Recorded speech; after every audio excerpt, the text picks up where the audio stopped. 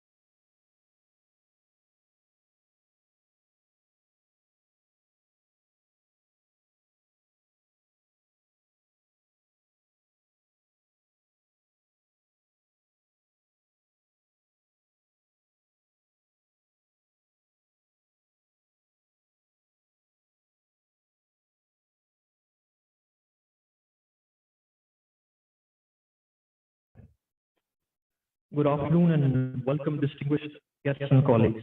On behalf of the Sustainable Policy Institute team and the National Aerospace Science and Technology Park, I welcome you to this discussion on National Precision Agriculture Blueprint Study and the Needs Assessment and Adoptability Pathways, which is essentially a stakeholder consultation event.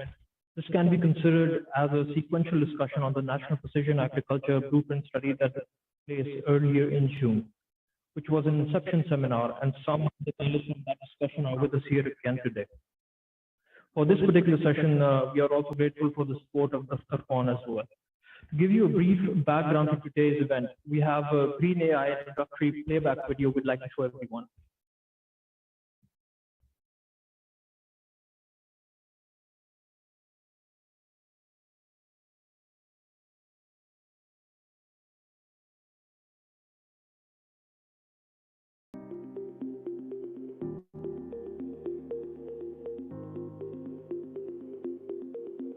Pakistan वसाइल से भरपूर एक ज़रख़ेज़ ज़रई मुल्क है और ज़रात GDP का तकरीबन 21% है। दुनिया का बेहतरीन बासमती चावल, खुश जायका चेरी, नायाब आम और बेहतरीन स्ट्रॉबेरी बैरूनी दुनिया में पाकिस्तान की पहचान है। कुदरती वसाइल से माला माल होने के बावजूद हम अपनी ग़िज़ाई ज़रूरियात पूरा करने से कासिर हैं। बढ़ती हुई आबादी, जदीद काश्तकारी का फुक़दान और रिवायती काश्तकारी की वजह से हमारे काश्तकार खातिर खा पैदावार हासिल नहीं कर पाते और गंदम जैसी बुनियादी ग़िज़ाई जिन्स भी दरामद करना पड़ती है। जिंदगी की बका में ग़िज़ा को बुनियादी हैसियत हासिल है, जिसका बेशतर हिस्सा हमेशा से ज़राअत से मुंसलिक रहा है। आज दुनिया भर में ज़रई पैदावार में नित नए तजर्बात की बदौलत माजी के मुकाबले में बेहतर पैदावार हासिल की जा रही है। मुल्क की तरक्की में ज़राअत की अहमियत के पेश नज़र हुकूमत पाकिस्तान ने नेस्टेप national aerospace science and technology park को एक जदीद ज़रई तरक्याती मंसूबा बनाने की जिम्मेदारी सौंपी। हुकूमती हिदायत की रोशनी में ग्रीन एआई के नाम से एक जामे मंसूबा शुरू किया गया। नेस्टेप पाकिस्तान एयरफोर्स के ज़ेरे इंतज़ाम साइंस और टेक्नोलॉजी पार्क है, जिसमें हुकूमत, सनती और तालीमी इदारे बाहमी इश्तराक से काम कर रहे हैं। नेस्टेप हवाबाजी, खलाबाजी की सनत और साइंस और टेक्नोलॉजी में खुद इन्हिसारी की राह पर गामजन है। ग्रीन एआई मंसूबा सिविल और अस्करी ताउन और ट्रिपल हेलिक्स मॉडल की एक बेहतरीन मिसाल है, जिसमें Pir Mehr Ali Shah arid agriculture university Rawalpindi बुनियादी तौर पर ज़रई तहकीकाती इदारे के तौर पर गिरा कदर खिदमात अंजाम दे रहा है। PCSIR नैनो टेक्नोलॉजी, कीमियाई खाद, बायो खाद, कीड़े मार और ज़रई अद्वियात की फराहमी में मावनत के साथ साथ निजी शोबे की शमूलियत से इस इदारे को नई जहत फराहम करेगा। नेस्टेप को फजाई शोबा, science and technology, super computing, air space management और कमांड एंड कंट्रोल पर मुश्तमिल कई दहाइयों का तजर्बा और मुमताज मकाम हासिल है। कौमी जज्बे से सरशार नेस्टेप अपनी खिदमात फजाई हदूद में ड्रोन्स की महफूज परवाज, सुपर कंप्यूटिंग सहूलियात, इंफॉर्मेशन टेक्नोलॉजी और महफूज डेटाबेस में अपनी खिदमात फराहम करेगा। ग्रीन एआई मंसूबे के मुहर्रिकात में आर्टिफिशियल इंटेलिजेंस के इस्तेमाल में मुकम्मल खुद इन्हिसारी की सोच कार फरमा है, जिसके लिए एक मजबूत तकनीकी और इंतजामी ढांचा मौजूद होगा। इस मंसूबे का बुनियादी मकसद पाकिस्तानी काश्तकार को दुनिया की जदीद तरीन टेक्नोलॉजी आर्टिफिशियल इंटेलिजेंस को इस्तेमाल में लाते हुए वो तमाम मालूमात फराहम करना है जिनकी बुनियाद पर काश्तकार मुनासिब इक़दामात करके कम लागत से बेहतर पैदावारी सलाहियत हासिल कर सकेंगे। ग्रीन एआई में इस्तेमाल होने वाली टेक्नोलॉजी खास तौर पर पाकिस्तान के जोग्राफियाई और मौसमी हालात को मद्देनजर रखते हुए तैयार की जा रही है। यह अपनी नौइयत का पहला मुनफरिद मंसूबा है जिसमें काश्तकारी के हवाले से मालूमात इकट्ठी करने के लिए ग्रीन एआई इकोसिस्टम का इस्तेमाल किया जाएगा, जो मुख्तलिफ नौ के ड्रोन्स, सेंसर्स और इंफॉर्मेशन टेक्नोलॉजी पर मुश्तमिल मुकम्मल कमांड एंड कंट्रोल सिस्टम होगा। ग्रीन एआई इकोसिस्टम एक मौसर और खुदकार एयर स्पेस मैनेजमेंट के जरिए मुख्तलिफ ड्रोन्स की परवाजों को महफूज और खुदकार तरीके से काबिल अमल बनाएगा।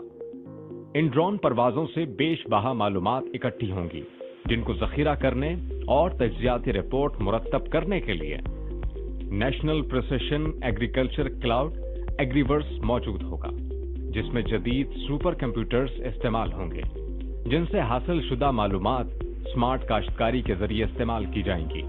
इसके अलावा ग्रीन केबिन्स और हाइड्रोपोनिक फार्मिंग जैसे जदीद तरीक़ाकार मुतारिफ कराए जा रहे हैं जो कि स्मार्ट ग्रीन हाउसेस के तौर पर काम करेंगे। ये स्मार्ट ग्रीन हाउसेस भी एक मरबूत मवासलाती निज़ाम के जरिए एग्रीवर्स से जुड़ी खुदकार सहूलियात से मुस्तफीद होंगे। ग्रीन एआई में टेक्नोलॉजी के इस्तेमाल की जिम्मेदारी तरबियत याफ्ता ऑपरेटर्स की होगी और काश्तकार मुकम्मल ज़हनी आसूदगी के साथ अपनी काश्तकारी पर तवज्जो दे सकेगा। एग्रीवर्स से हासिल होने वाली मालूमात काश्तकार के अलावा हुकूमती, मालियाती और सनती इदारे यकसा तौर पर इस्तेमाल कर सकेंगे। अंदरूने मुल्क तैयार होने वाली बैनुल-अक़वामी मयार की इस जदीद टेक्नोलॉजी से हमारे काश्तकारों को जो सहूलियात फराहम की जाएंगी उनमें सैटेलाइट, जमीन के अंदर देखने वाले रेडार्स और सेंसर्स की मदद से जमीनी साख्त, जरखेजी और मिट्टी में वतर की मिक़दार की मालूमात से काश्तकार दुरुस्त बीज की अक़साम, खाद और आपाशी के बारे में फैसला करके वक्त और लागत को कम कर सकेगा। हासिल शुदा मालूमात की बुनियाद पर काश्तकार को दुरुस्त फसल का चुनाव, बुआई का वक्त और पौधों के आजमूदा दरमियानी फासले के बारे में भी रहनुमाई फराहम की जाएगी। ड्रोन से फसलों की फजाई निगरानी की जाएगी जिससे फसल की सेहत और मुमकिना कटाई का वक्त मालूम हो सकेगा। ये मालूमात और सिफारिशात काश्तकार को बेहतर पैदावार में मुआवनत करेंगी। ड्रोन्स के जरिए हासिल शुदा मालूमात से फसल में मौजूद जड़ी बूटियों और नुकसानदेह सुंडियों की रिपोर्ट मुरतब की जाएगी और बरवक्त इक़दामात करके बूटी की तलफी और ड्रोन के जरिए स्प्रे करके फसल को मुमकिना नुकसान से महफूज रखा जा सकेगा। हासिल शुदा मालूमात में आपाशी की रहनुमाई भी की जाएगी कि फसल के लिए किस मिक़दार में पानी की जरूरत है और इसके लिए कौन सा तरीक़ा आपाशी मुनासिब होगा। ग्रीन एआई एक आजमूदा और काबिल अमल मंसूबा है जिसके इस्तेमाल से काश्तकार भरपूर फसल हासिल कर सकेंगे। इसके साथ साथ ये मंसूबा सरमायाकारों, सनतकारों और हुकूमत के लिए भी यकसा तौर पर काबिल अमल और मुनाफे बख्श होगा। ग्रीन एआई मंसूबा हुकूमती, अस्करी और निजी शोबे की बाहम शराकत और सरमायाकारी की राह हमवार करेगा और मुल्की सतह पर ज़राई शोबे की तरक्की में तमाम इदारों की बाहमी हम आहंगी में अपनी मिसाल आप होगा। हम पर उम्मीद हैं कि आने वाले वक्तों में ग्रीन एआई मंसूबा जदीद तरीक़े ज़राअत अपनाने में मशअल राह होगा और ग़िज़ाई अजनास में खुद किफ़ालत हासिल करने की राह हमवार करेगा। हम इस मंसूबे के नतीजे में एक तकनीकी और इंतज़ामी ढांचे की दाग बैल डाल देंगे जो मुस्तक़बिल में एक सरसब्ज़ो ज़रख़ेज़ और खुशहाल पाकिस्तान का ज़ामिन होगा। I hope the Green AI playback video explain in detail the components of the Green AI project and their scope. So our goal is to create a national plan for adopting precision agriculture technologies with insights from the National Precision Agriculture Blueprint study conducted by SDPI. Today, we're here to discuss our research findings and gather feedback. We're pleased to have with us here today in the audience international experts, agri-tech companies and investors, as well as representatives of the public sector for this discussion. We also strongly encourage participants to engage with us during the moderated panel discussion after the presentations. Let me just give a short rundown of the panel structure before introducing the panelists. We thought we could start with an agenda-setting presentation that will help lay on the table some very essential points we need to move forward. For this, our colleague from the National Aerospace Science and Technology Park, Air Commodore Dr. Tawseefur Rahman, will be giving a short presentation. After this presentation, I will be requesting our distinguished panelists for their interventions, after which we will be moving on to a panel discussion. We have a very esteemed panel with us today. We'll be joined by Dr. Abid Qayyum Suleri. He is the Executive Director of SDPI. Dr. Gabor Milic, he's the founding president of the Hungarian Society of Precision Agriculture. And we have with us Professor Fritz Bondler, who is the SAVI Ecosystem Strategy Director. He'll be joining us virtually.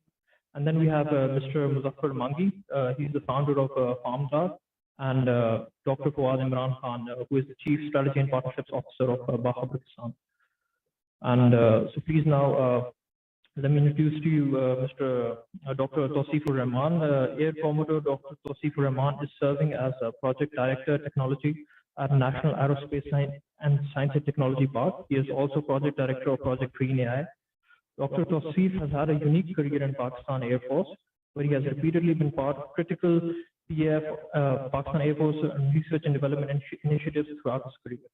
Dr. Tawseef has completed his master's and PhD degrees from School of Electrical and Computer Engineering, Georgia Institute of Technology in the United States in 2005 and 2010, respectively. While at Georgia Tech, Dr. Tawseef co-invented Jacket, a novel supercomputing toolbox for MATLAB, which was awarded a patent and won US and international acclaim.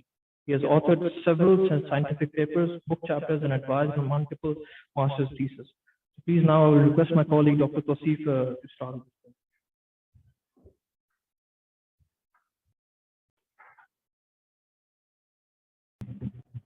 Bismillahirrahmanirrahim. First, my apologies for our guests, international guests. The subtitles were a bit out of sync with the image, so but I think the imagery must have clarified the scope of the project.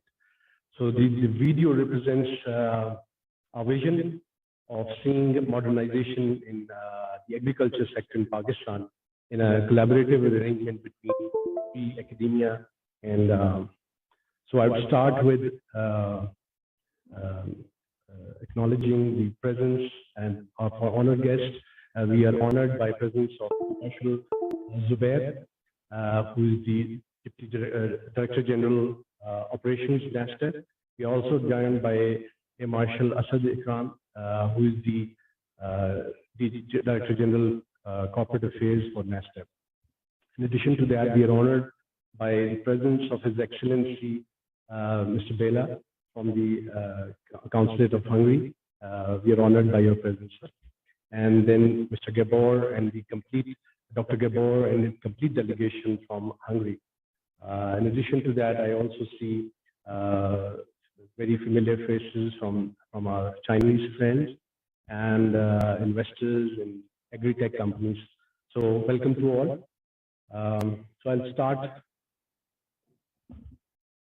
my presentation with a quick introduction. The purpose is to just bring together some of the information that you've seen in the video, what this project is about, so that the audience and our esteemed partners from the industry, academia, they can participate in the consultation event effectively. The project is being led from multiple ministries, with Ministry of Defense being in the lead because that's the ministry that's taking care of the National Aerospace Science and Technology Park initiative. And then we have several stakeholder ministries like the Ministry of Food Security and Research, Ministry of Science and Technology, and Ministry of Planning Commission, which is also known as the Ministry of Planning, Development and Special Initiatives. This slide shows the consortium, which is currently entrusted with the responsibility to execute this national project. On the right is the Pakistan Council for Scientific and Industrial Research. This is the biggest public sector R&D organization in Pakistan, operating from the 1950s. And their participation role is in the industrial biotech area. In the middle, you see National Aerospace Science and Technology Park, which is a project of high significance as it is reviving aerospace industry in Pakistan with the setup of multiple science and technology parks across the country. The place where we are hosting this event today, this is the first of these parks, and several of these are going to manifest in the coming days and months.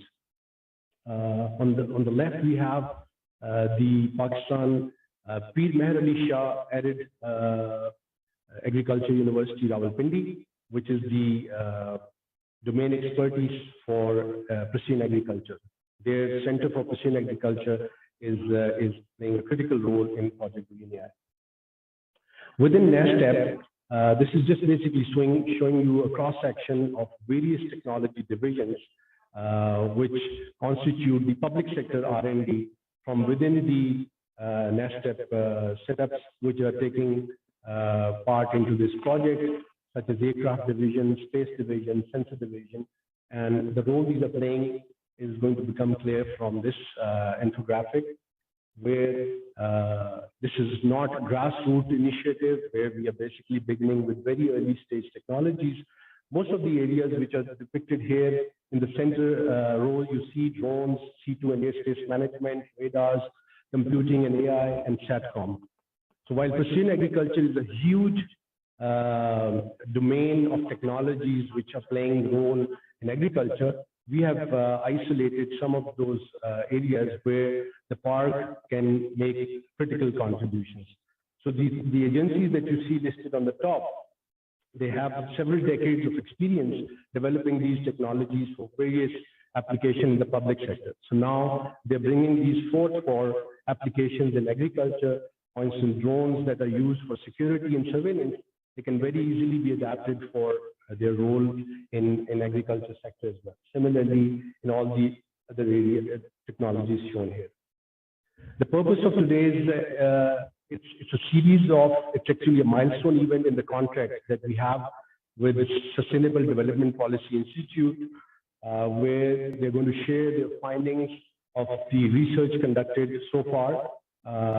Dr. Abid Kayumsari, he's going to present that shortly after my presentation. And the purpose of this was, when we were setting up the project, we knew that we don't know anything from the NASTEP platform, anything about agriculture. So we sat together with our partners, but any project without the proper engagement of all the stakeholders cannot be complete. So we instituted a component in the project which basically is going to put forth a recommendation to the government of Pakistan in the form of a national blueprint for precision agriculture adoption. So this is the task that the SDPI is doing. And after several months of research, we are going to share some of the findings, and then we're going to have a panel discussion where our esteemed colleagues from the industry, academia, our international partners, they can actually give their inputs to us today. In addition to that, the idea is not developing these technologies. Most of the time, when we talk about green AI, there's a perception conveyed that now the public sector is going to do something which actually is the role of private sector. So we are just supporting the private sector. All the development, except for a few areas where we don't see any potential partners locally, all the areas are basically being downloaded to private sector. So we are pre-qualifying firms in various domains. So this is the the companies which have been pre-qualified to develop software for us. And we also conducted successfully a pre-qualification. This was open to across the nation. And after very stringent criteria, we were able to isolate some of these very progressive companies, which represent the nascent aerospace drone development industry in Pakistan. We have very formidable supply chain partners which are providing all kinds of technologies, because as you know, some of these grassroots technologies are not developed in Pakistan. We have to import them. And for the last couple of years, this has been a very challenging area. And we have some very good partners who are providing us key technologies. Here I've just shown some of the potential partners. They have not formally, so without their permission, I'm showing their logos in my presentation, but this is in hope that we will form a consortium, national consortium with companies participating in their respective domains of expertise. So, just basically to clarify, what is this project particularly going to do from the NASTEP platform? It's firstly enabling drones.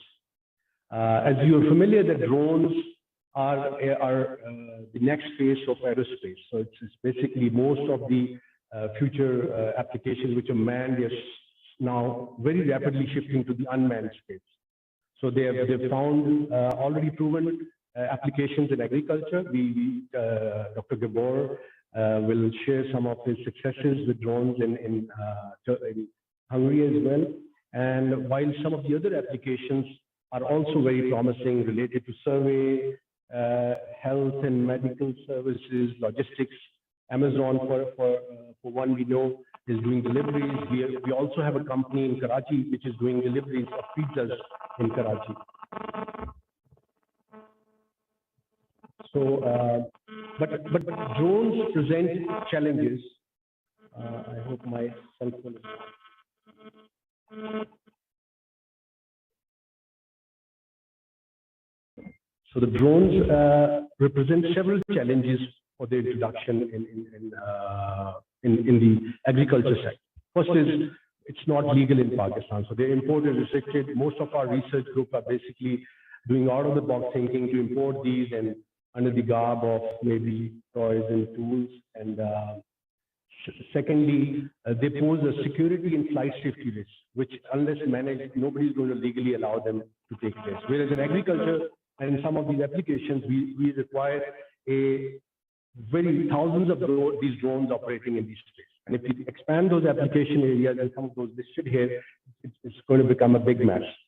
So Green AI includes a segment which basically, in the name of what we're calling Green AI ecosystem, is facilitating the introduction of these drones in a secure and flight safety responsible way into the application space, primarily development of secure cooperative drones, which are totally transparent in terms of their flight control, even if they're doing buy some, build some approach. Another component is these cooperative drones, they're complete ACS monitoring solution that's included in the Green AI. And their flight plan authorization and complete flight control of suppressing the application in certain geographic areas due to some security or some other flight deconfliction of the flight authorization. So this particular is a proof of concept which we're going to introduce, and fortunately, we have an entity within NASTEP which basically is taking care of this development for the entire country. So they have that experience to back with us, developing this, and with that guidance and with the Air Force experience for several decades, we hope that we can provide a solution in this space. Secondly, very critical for the drones, and that's why we're involving the private sector, is the complete life cycle support. So having a drone, operating it is one part. It's like buying the latest and greatest vehicle and having no place to change its fuel filter or replace its parts. If you don't have those things, these cannot be successfully operated in scale. So that's some of the things that private sector needs to participate. There are ample opportunities in this. The volume is significant, and I think that can be done. So all our drone companies, which are basically developing drones on Green AI, they are being monitored by our aircraft division to implement a complete product life cycle strategy for it. Starting from the complete design and ideation all the way to the product's retirement phase. Another area that we are covering is supercomputing. So supercomputing is synonymous with AI. So now AI, all this data processing of all these advanced sensors, they need artificial intelligence. And artificial intelligence needs large amounts of computational resource. And the challenges it poses is that we have very limited HPC resources in the country. So some universities have some sizable, but in general, our entrepreneurs and our companies do not have access to high-end computational resources. Second, international options are not feasible in large amounts of data using Amazon EC2. It's going to cost you an arm and a leg. And secondly, if a private company, an SME, buys this asset, it poses a big challenge because it's the fastest depreciating asset, and any thought cycle they did not utilize will basically go wasted. And then it requires a very specialized human resource, which is not very easily available in the country. So the solution that we are proposing is in line with the cloud-first policy of the Ministry of IT and Telecom, and that is basically having a hybrid public-private HPC cluster within the country. And that too, NASDAQ provides an ideal platform for it because NASDAQ is sitting at the boundary where all of these entities meet, and we can ensure some of the safety and ownership of data concerns very effectively from NASDAQ, which would otherwise not be tenable in any other setting. Then having this data storage and dissemination, large amounts of data management is I am sure all those who are either dealing with them in research or any other setting, having this exhaustive imaging data, multispectral, optical, satellite is not an easy job. So that's something we want to facilitate with a component which is called Agriverse. So Agriverse is the first precision agriculture national cloud. It encapsulates all of these things. Then another area where GreenAI is contributing is the GIS solution. So aggregating and actually organizing spatio-temporal data coming from all these agriculture sensors is a big challenge and requires a GIS backbone, which is again a very, very specialized area, and it poses certain challenges. Number one is sensitivity and security of data. If you have a land which is close to a sensitive facility, it poses your data cannot be put up, and so I don't have to elaborate, but sensitivity and security of data is a major concern. Secondly, if the data is collected and it's not shared, especially in the AI setting, it's not going to be fully monetizable. So you have to put it in a framework where it can be shared between multiple agencies.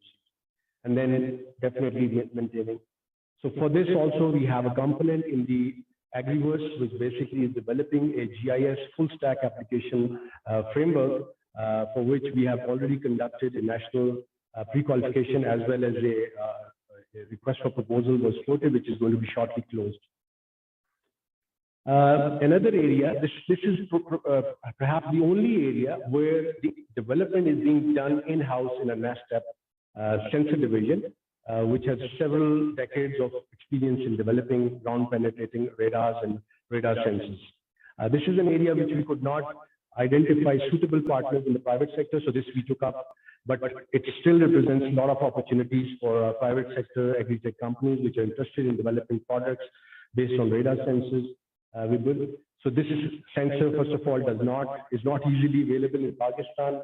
It's very expensive, and you can consider it to be one of the most complex sensors. So for this, as I've already mentioned, we have in-house experience within the park, within the sensor division, for which we are basically employed. The basic purpose of this sensor is to assess soil texture in terms of its density and its organic content, and the second is basically water content. So this could be a preceding activity which could add to the overall advisories that we could issue to a farmer. So in a nutshell, I'll basically just flash the overall concept in one infographic. The first component is basically utilization of these advanced sensors through employment of drones in a Green AI smart ecosystem. So we visualize developing these smart farms across the country and powered by safe and responsible use of drones. The second major component is all these smart farms hooked up to a central national precision agriculture cloud, offering data storage, dissemination, GIS, and AI/ML model training framework for in-house development as well as for private sector partners. The third component is basically what the Arid University is leading, is the development of these hydroponic vertical farms, in-house indoor facilities, smart farms, which we also visualize hooking up to the Agriverse cloud for their computational needs. And PCSIR is basically contributing biotechnology, development of soil microbes, nanofertilizers, and pesticide sprays. So they took the lead role in that. I understand the National Agriculture Research Council Center experts are here, and several of these areas they hold a lot of expertise, so we are partnering with them as well. So all of this seems very, very techy, very untenable for farmers. And I was also discussing with Dr. Gabor when he arrived that the farmer doesn't want to be burdened with all this technology. So what we visualize is actually democratizing technology, opening and proposing. This is one of the proposals that are being investigated thoroughly by SDPI, is set up of a service industry which takes care of. So the whole economy of the whole thing basically takes away in which the farmer, which is listed as the top user, doesn't have to pay for it, doesn't have to use it. So they're exhaustively scanning the whole area, aggregating that information, and then with very, very intelligent dashboards, and some of our partners, some of us which are running here, Farmdar, Bahabar Kisan, and we know several of such initiatives in Pakistan, they can actually utilize this data for the benefit of the farmer. So this is the final component, which Dr. Abid will be illuminating us about the progress of this and what they have found so far, and what are some of the still questions that we are looking for answers. So in short, I'll conclude my briefing. What we're looking for is agri-tech companies are with open arms invited to join hands with us, give us your experience, give us your feedback, and explore avenues of collaboration, whether it is in operations, whether it is in co-development, whether it is in the MRO setups. There is ample opportunity for everybody because Pakistan is an agriculture country, so the opportunities are a lot abundant.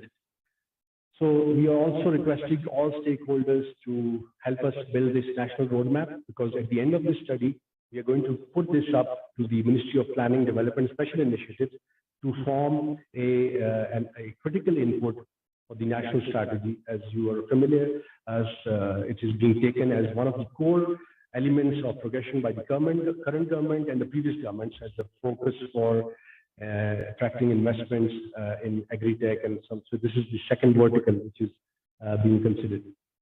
We are also are inviting, in fact, this is the first event that we have participation from investors also to explore and develop commercial avenues for Green AI. So this requires some out-of-the-box thinking as well. And basically the target is to introduce them locally as well as internationally. And we have representation from government, key government and public departments. So we want them to be aware of this initiative and synchronize and harmonize their efforts for the common goal. And the final word is that we want to collaborate. So with that, thank you very much for your patient listening. I would now request the next speaker to come in. Thank you.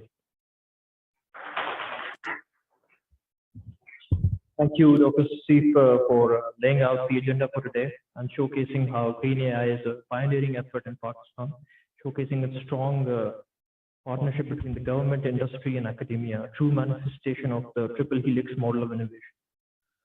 So now I would like to welcome Dr. Abid Suleri. He is the Executive Director of SDPI, He is a leading expert on sustainable development, poverty, alleviation, food security, and climate change. He has served in various national and regional policy-making forums and has represented Pakistan in several official and civil society delegations at the global level. He is currently a member of the Pakistan Climate Change Council, the Board of Directors of the National Disaster Risk Management Fund, the Board of Directors of Benazir Income Support Program, and the Government of Punjab's Vice Chancellor's Search Committee for Agricultural Universities. He is an acclaimed writer who publishes in academic journals as well as mainstream print and electronic media. Thank you. Thank you.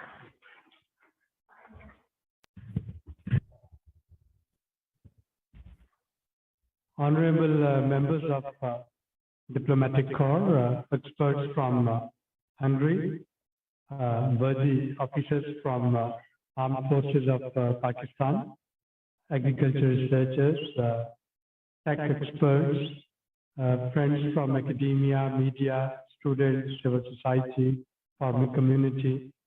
It's indeed a great pleasure to be with you and present some of the crux of the study that STPI conducted, the blueprint for green AI in Pakistan.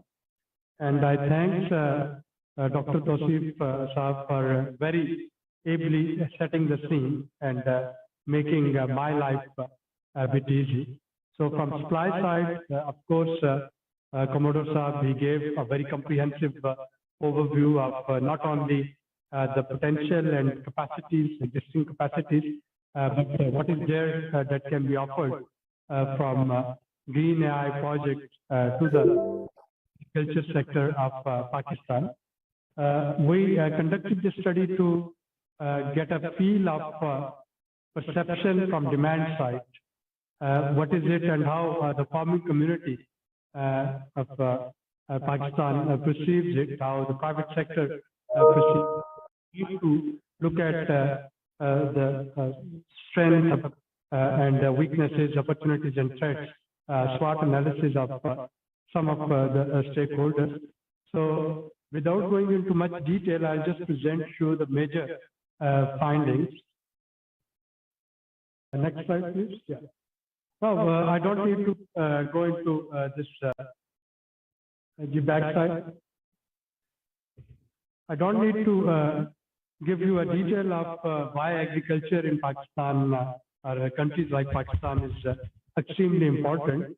But what I wanted to highlight here is some of the challenges that agriculture sector of Pakistan is facing. Of course, population growth is one of them. I have to look at the per capita burden on our arable land.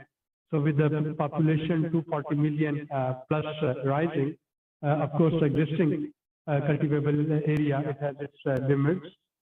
The second one is the way this growing population is putting burden on our natural resources and especially urbanization versus land for food security and land for cultivation or land for livestock. Third very important phenomenon that is challenging our agriculture is climate change. And we saw that yes, last year's floods, it resulted in half of our cotton yield was lost due to the super floods. We are observing that every time there is wheat harvesting season, there are storms, wind storms and rain impacting our wheat. We are observing that the early heat waves, they are impacting the flowering stage of our mango, impacting up to 30% of our mango crops in Punjab. So these are some of the climate change impacts that are challenging the agriculture sector in Pakistan. But then, of course, lack of technological adoption and high production costs, that is another major challenge. The cost of fertilizer, the cost of seed, the cost of pesticides, herbicides, and the cost of growing. And all of these factors are resulting into low productivity. And today what we are trying to do, 8-10 minutes, is exploring the potential of green AI, that how through its potential we can come up, overcome with some of these problems. Next, please.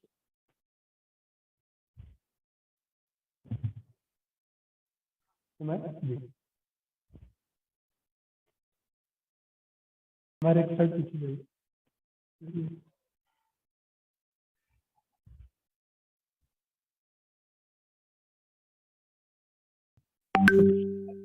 Before that, the type of agriculture that we were used to, it was more collating data, analyzing it, and then trying to come up with some trends and coming up with the yield potential or some of the yield forecasts.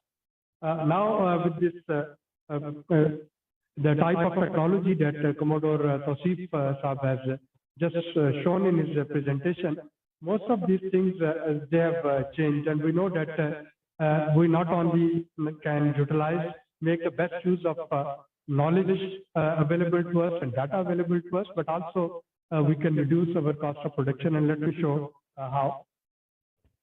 Next slide. I'm sorry, I think there is this problem with the synchronization. Huh? Okay. So, as I was saying, that precision agriculture workflow, it was raw data to yield production, but now things have changed. So now we have wireless automation, we have this low power wireless networks, we have Internet of Things, we have unmanned aerial vehicles, we have artificial intelligence, we have this precision positioning technology, data analysis solution, mobile and web-based application, agriculture robotics. So everything that Commodore Saab showed you, that is now very much part of digital agriculture. And I keep on saying that as the previous era was the green revolution, this era is of digital revolution. So the way green revolution helped this region overcoming famine, digital revolution, that can help now overcoming the issues of food insecurity. Again, I will not go into much detail. Most of it was explained by Commodore Saab, and you can relate to his talk. So while this is just a theoretical framework and model of what Commodore Saab talked about in the video that was shown and in his presentation, many of these things, they are already existent and very much present in Pakistan. Even within this building, you will have this presence of all this radars that are capturing data, and the vehicles, unmanned vehicles that are equipped with multispectral sensors, and that can penetrate into deep layers of soil and give you the precise information about moisture contents, about the fertility level, about soil pH and all other, which in turn reduces the cost of production. Again, these technologies, they also help us in VRT, very great technology, and very great technologies that through these technologies on the same field, the speed of the application rate of fertilizer, application rate of pesticide can be controlled depending upon crop condition. And these technologies, they are available here. Now, future outlook, and I will.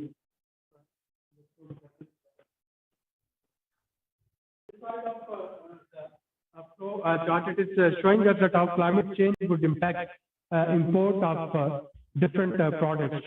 Some of the imports that we are making today, some of the imports which we will have to make in the future, and the import-export difference. These pictures, they tell us that how increase in temperature and this increase in drought or uncontrolled, unprecedented precipitation, that would be affecting our culture. So that's why the precision agriculture, it is also known as climate smart culture. We are now too late to control the carbon and containing it below 1.5 degrees Celsius, but now we have to go for the next available solution. And next available solution is that we have to be climate resilient, and we have to turn our agriculture climate resilient. And that's where, again, green AI, it comes handy. Again, without going into much detail, where this information of things that can help our agriculture, it can help in managing crop disease and pest management. It can help in irrigation, and water is now one of the major challenges. We are a water scarce country already. With the use of modern technology and the digitalization of our water management system, we can take care of our water problems. It can tell us water quality monitoring, whether we are irrigating our crops with saline water or what sort of water is available there. Similarly, this precision livestock farming, which is again a very important component of agriculture. Greenhouse automation, which is again now a need of the day, looking at the type of weather external extremes that Pakistan is facing. So intelligent spraying, crop yield prediction, agriculture robots, crop and soil monitoring, disease diagnosis, all of this actually it is the one window solution for our agriculture sector. And that solution is very much required to take care of food security. And this bar chart, it shows us the increasing demand of food by 2050.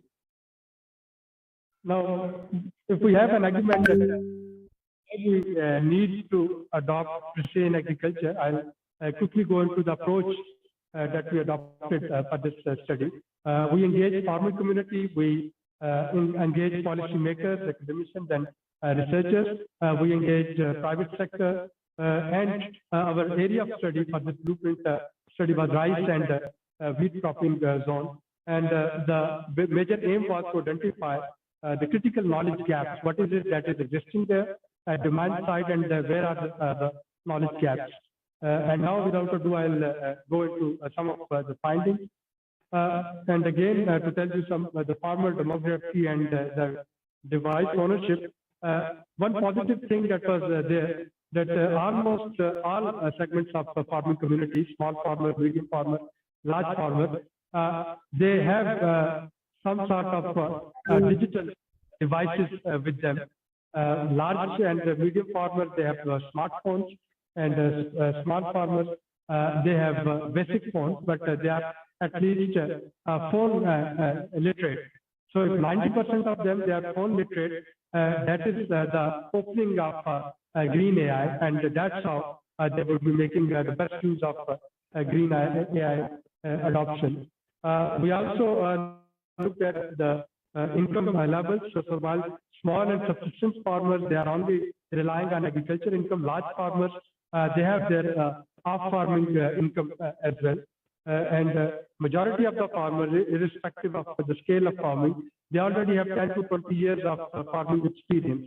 So they know what is climate change without knowing the terminology of adoption and mitigation and various other terms that jargon that we use, but because they are braving it on a day-to-day basis, so they know that now the seasons are changing.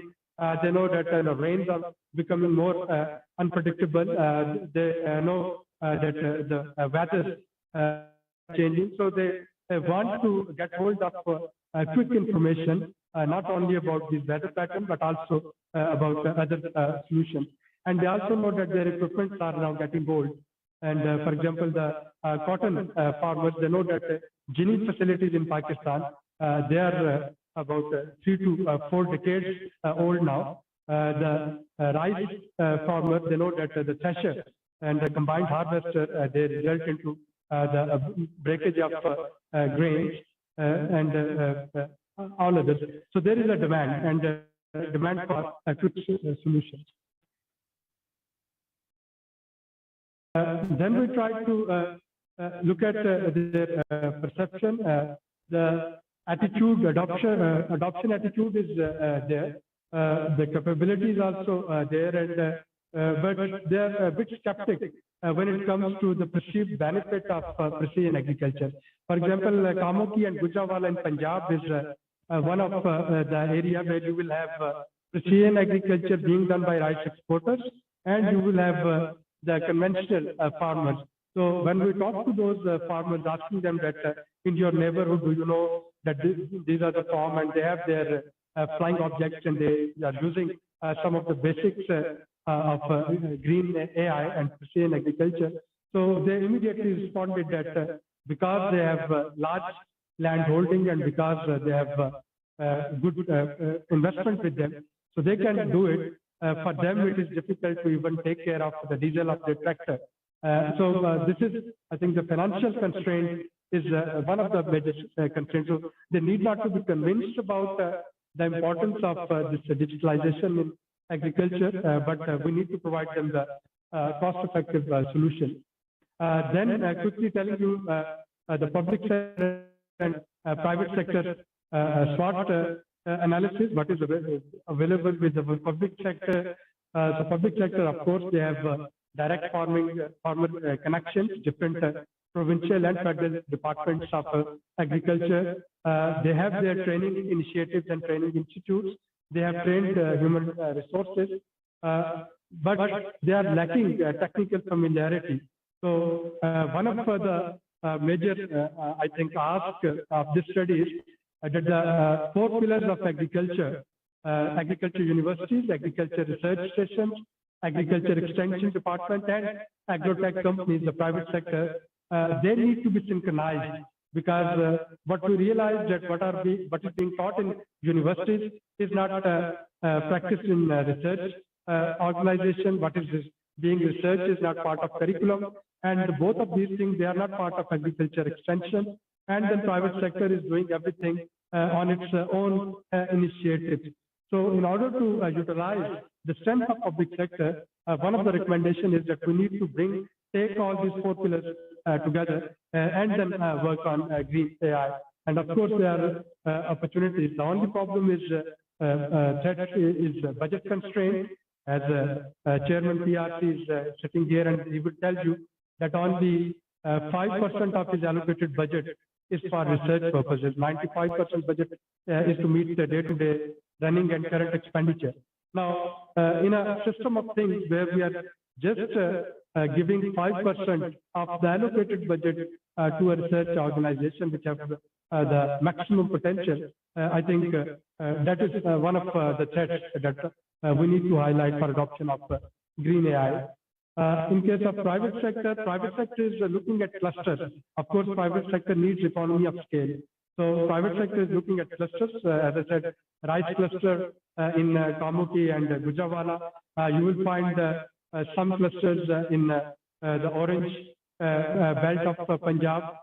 You will find cotton belt of Punjab. So private sector is willing to invest in clusters where quick adoption of this technology can be provided. But of course, their major fear is some sort of unproductive subsidies, which turn in introduction of new technology challenging. So we also need another recommendation of the studies that we need to reappropriate our agriculture subsidies towards climate smart subsidies. I will not go into detail, but now it is a proven fact that our minimum support price in wheat and minimum support price for sugarcane, that is now being proven as market distorted, and that leads to all sorts of holding and malpractices. So what we are suggesting through this study that those subsidies, they should be actually diverted towards adoption of the digitalization of agriculture. Then we looked at development partners, which are collaborators in agriculture development. Again, they have deep pockets and they have money. But what is required is preparedness from our side so that they can be convinced to invest in this sector. So if there are mismatched priorities, and mismatched priorities is because of our dependence on development partners for preparation of PC1s. So when the ministries, they will lose the capacity of preparing PC1, and they will be dependent on World Bank and IMF and Asian Development Bank and JICA and Chinese Development Fund. So no disrespect to our development partners who are doing excellent job, but our development partners, they are not sure what is required on ground.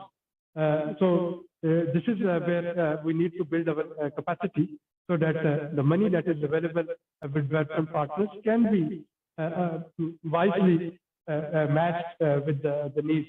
And then on the academic side, we realize that it's the limited funding and regulatory inconsistencies. Now, while we know that in Pakistan, drones are being used in agriculture sector, and we also know that most of those drones, they are imported without any permission. I know 2 public sector universities which spent almost 2 years seeking permission to import drones for research purposes, and till 6 months ago, they hadn't received the permission. So if that sort of anomalies are there in our policy landscape, because universities, they are public sector universities, they don't want to bypass existing rules and regulations, they would keep on waiting for permission. And those who don't bother about this permission, they can bring it in their hand luggage or through whatever, and they're using it. So this sort of policy inconsistency, that needs to be actually taken care of if we want green AI to be used in Pakistan. Now, again, I will not go into detail, but for crop value chain from seed till its harvest, for data collation and data triangulation, and the fertilizer efficiency, and the farmer experience with technology. So these are the 4 major challenges that farmers are facing. They don't get timely information due to lack of data triangulation. They are not part of crop value chain. They find fertilizer very expensive, and their experience with technology, as I said, that they feel it's too expensive. So if we can remove some of these barriers, of course, one can think that how it can be taken further. Now, again, some of the findings around pesticide efficiency, drone with their variable rate of application, that is one of the solutions. On water efficiency, we know that flood irrigation is no more a choice, but what sort of other alternative technologies are available, or how the soil information can help us in adoption of this technology, taking care of post-harvest losses and storage, and especially this harvesting technique. And the role of government, because this fear of unknown, I think that is again a major challenge. And farmers, they don't want, whenever we talk of reforms in agriculture subsidies, because they don't know where that amount would be reappropriated, that's where they have fear of unknown. I'm sorry for slight problem in the font of this slide. But there are the 3 types of business model. One is this cluster approach, second is the service provider model, and third is corporate farming. Corporate farming is the model that SIFC, inshallah, would be using very successfully. And for our international guests, we have a new game-changing initiative, Single Investment Facilitation Council, that is actually looking into agriculture, and especially the barren lands of Pakistan, in the desert area, Pakistan and Achulistan. So that's the place where corporate farming, it can change the whole landscape of agriculture with the use of this digitalization. The cluster farming is where a group of farmers, and taking cue from Satoshi's last slide, collaboration, we are calling it collaborative farming. We know cooperative farming is a scandalous jargon in Pakistan, so we are calling it collaborative farming, where farmers, they can make their clusters and they can adopt this digital technology and digital agriculture to make the best use of economy of scale. And the third model for private sector is the service provider model, where we have those service providers, and they can take care of individual needs of a farmer irrespective of the scale. So that would require small drones, medium-sized drones, large drones, and that would require access to the Agriverse cloud, and that would require use of other technology that proceeds of that. But all these 3 models, it's not either or, it is and. So all the 3 models, they can be very successfully actually implemented in Pakistan.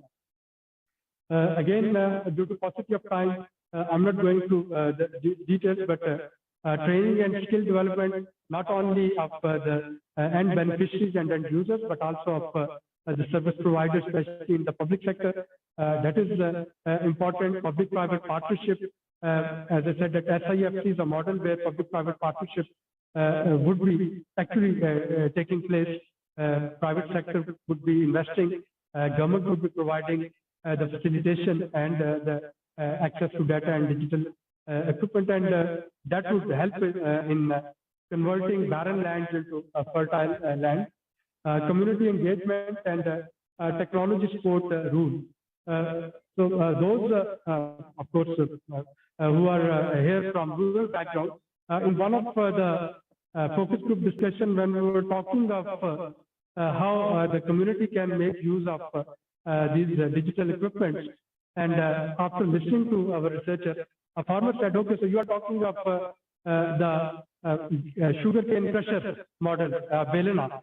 So they said that yes, we used to have one balen for the whole village, and everyone could take their sugarcane produce to this sugarcane crusher, get its syrup or convert it into brown sugar good.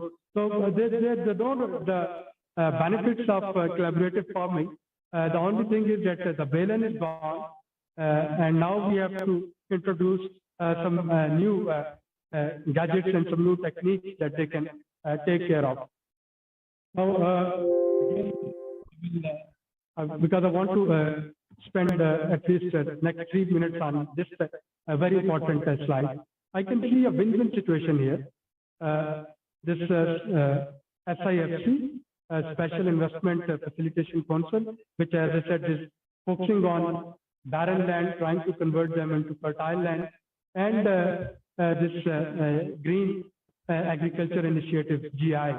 The major challenge that SIFC would face the moment it would start rolling out its plan, that yes, SIFC is more focused on barren land, but what about the existing farmers? Existing farmers, they have their own challenges, and quote unquote, perhaps no one is looking at them.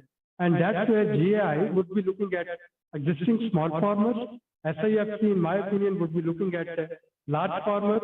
SIFC would be your commercial piloting, where because of the big land holding size, 1,000 acre, 800 acre, 500 acre, we'll be able to make the blueprint of use of this digital technology in those barren areas, and that could be replicated to small farmers through this GI. So I can see this complementarities. I'm sure at inter forces level and at intergovernmental level, different departments and agencies, they will be sharing their experiences and talking to each other to make these initiatives a win-win situation. But sitting outside as an academician or as a researcher, I can see the complementarities in both of these initiatives. GI was started last year, and I can now see that how an initiative which was started in early 2022 exactly fits in an initiative which is now started in 2023. And both of them, they have backward, forward linkages, and they have horizontal and vertical linkages. So making the best use of presence of some of the bosses here, I would suggest that it is about time that this SAPM on SIFC, Dr. Jahangir Khan, who is also Deputy Chairman Planning, and GI team, and SIFC team, and other research institutions and universities which are working on this very important sector, they should hold some sort of dialogue and share formally and publicly share their experiences with each other so that we can make the best of it. Thank you very much.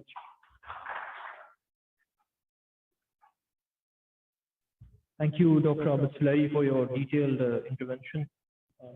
Now moving forward, I'd like to invite with our international expert, Dr. Gabor Milic. He is the founding president of the Hungarian Society of Precision Agriculture. As a founding president, he played a significant role in advancing the field of precision agriculture in Hungary.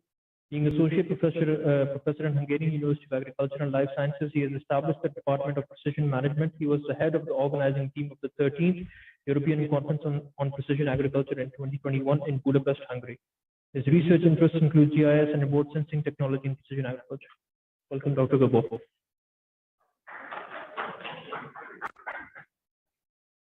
Thank you very much.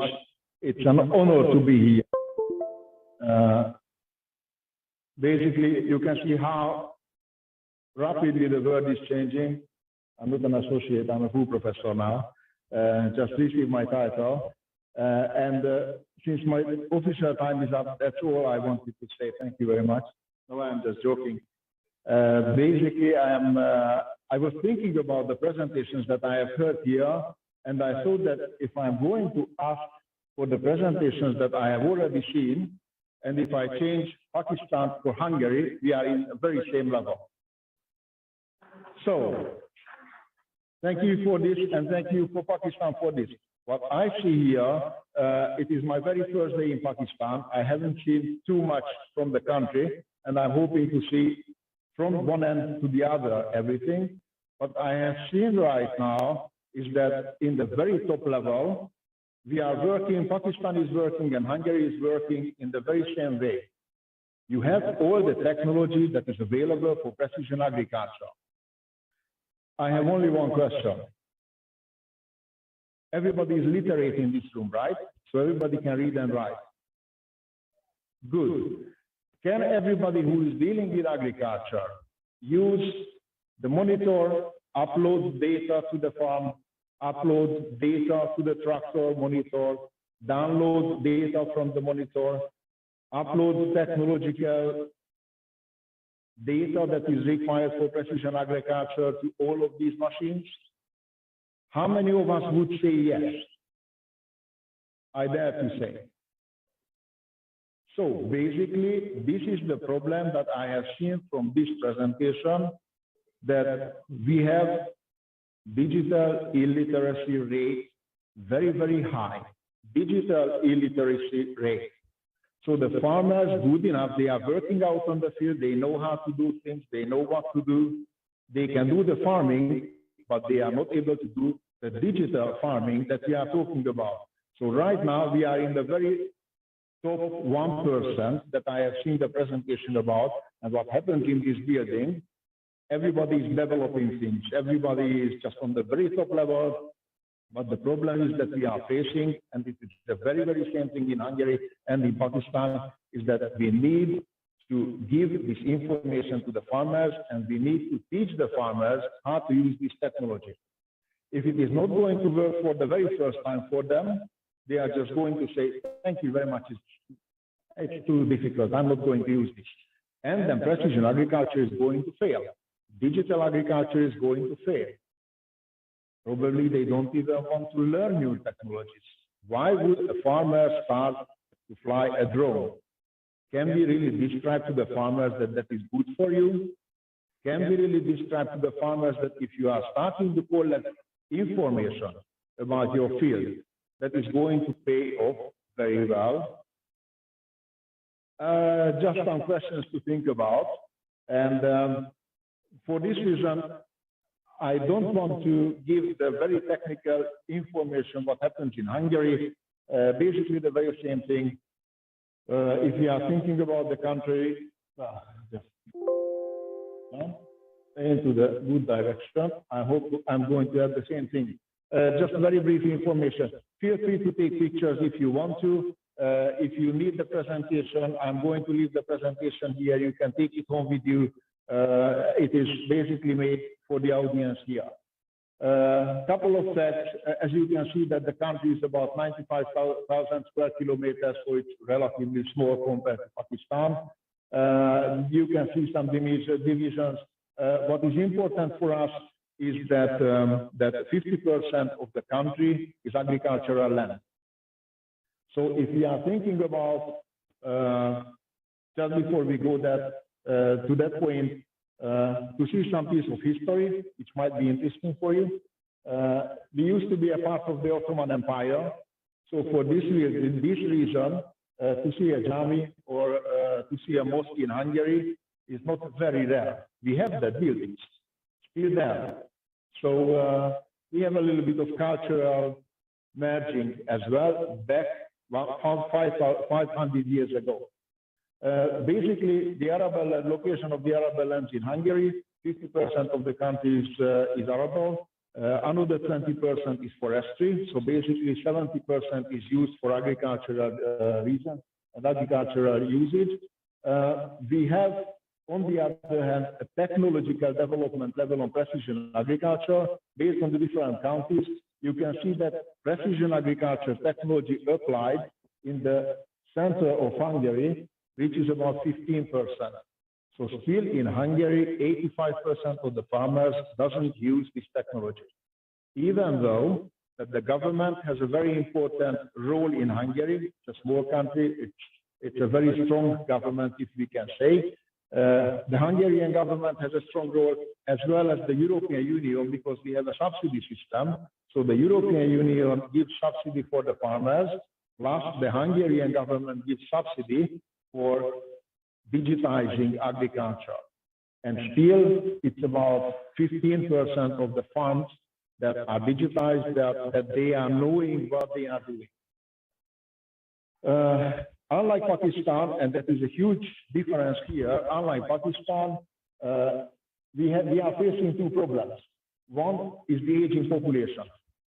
So as I have collected some information here that most of the population in Pakistan who is going to work in the agriculture shortly, about 10 to 20 years old. So they are young, the young generation is coming up. They have the new technology in their hands. They know how to use mobile phones. So it's nothing new for them. In Hungary, we are facing the problem that most of the farmers are above 60 years old. Can we give them a mobile phone? Yes. Are they going to use it? No. So basically, we are facing this problem that the aging population is going to lose on this way. Educational level is the another problem that we have in Hungary. It is a very, very low level. 4% of the farmers have higher education, 4% only. And we are not talking about the digital literacy or literacy rate. We are talking about a general education in agriculture. I don't even want to think about that someone who is producing my food doesn't know his trade. I'm getting a food from someone who officially doesn't know how to make the food. What kind of fertilizers are they applying? What amount of fertilizers are they applying? Are they going to make me a poisonous raw material or not poisonous raw material? I don't even want to think about this because this can cause very important problems. If we are talking about site-specific agriculture, there are three basic things that we have to see just very quickly. We have to have the knowledge of our field. You can collect information based on machinery. You can collect information based on satellite imagery, even drone technology. Drone technology is very developed in Hungary. We have a regulation for the drone applications.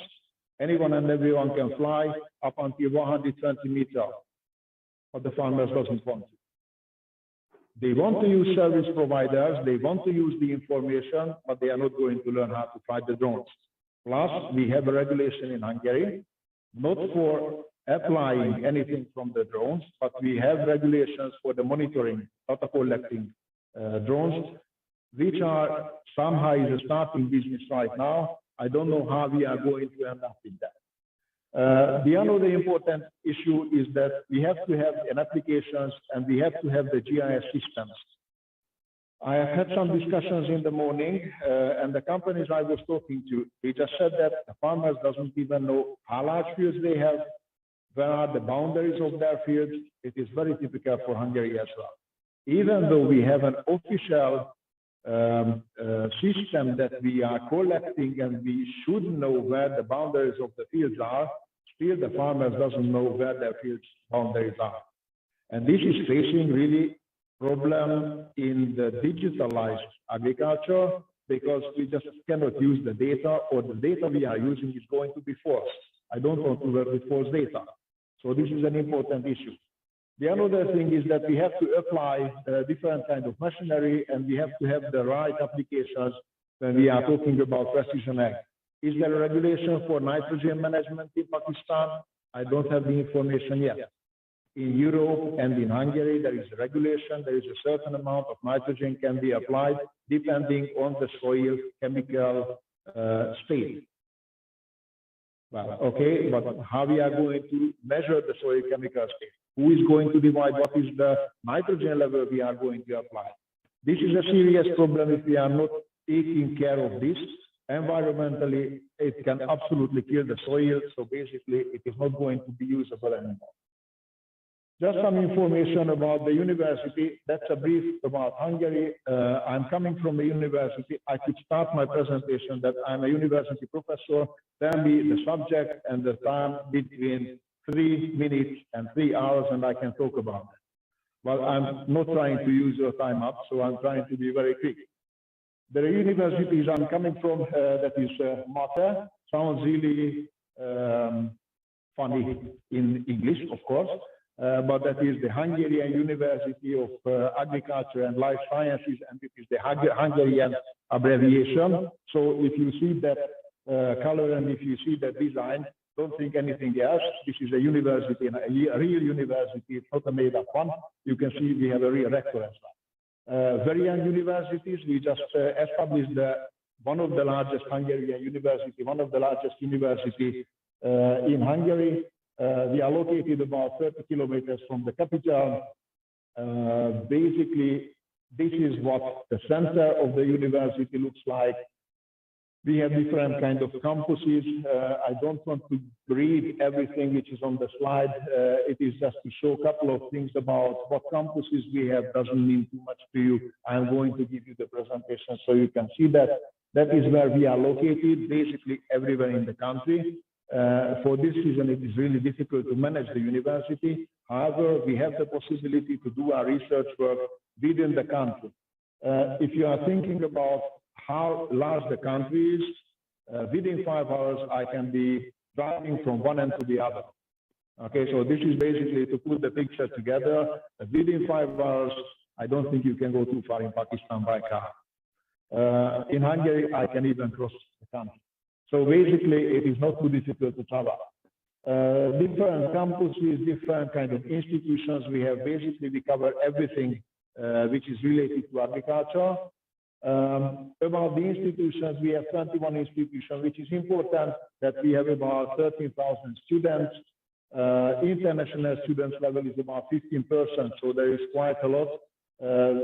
Basically, our teaching language is Hungarian and English as well, so we have students from all over the world.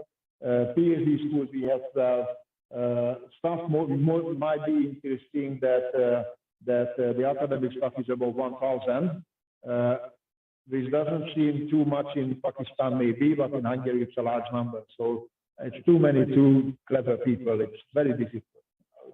Dealing with university professors in the level that they are 1,000, I don't envy the rector of the university. Actually, we have the master's program. I'm not going to read them all, but basically we touch everything which is related to agriculture. We have different kind of doctoral schools. If there are smart students, and I can see that there are smart people all around the world. If there are smart students, they are welcome to see our doctoral schools as well. Different kind of programs we have for the international students, Erasmus projects, that's usually for the Hungarian and the European students. But we have the Stipendium Hungarian Scholarship, which is for all over the world. Anybody can come from any part of the world. That is important.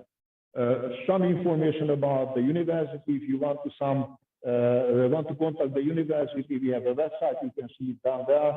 And if you are interested in the international cooperation between any of your units or any of your institutions and the Hungarian university, then the contact is over there. Basically, the founding opportunities once again. And if you may, I'm going to jump because I'm been invited here as a president of the Hungarian Society of Agriculture. So a couple of words about my association.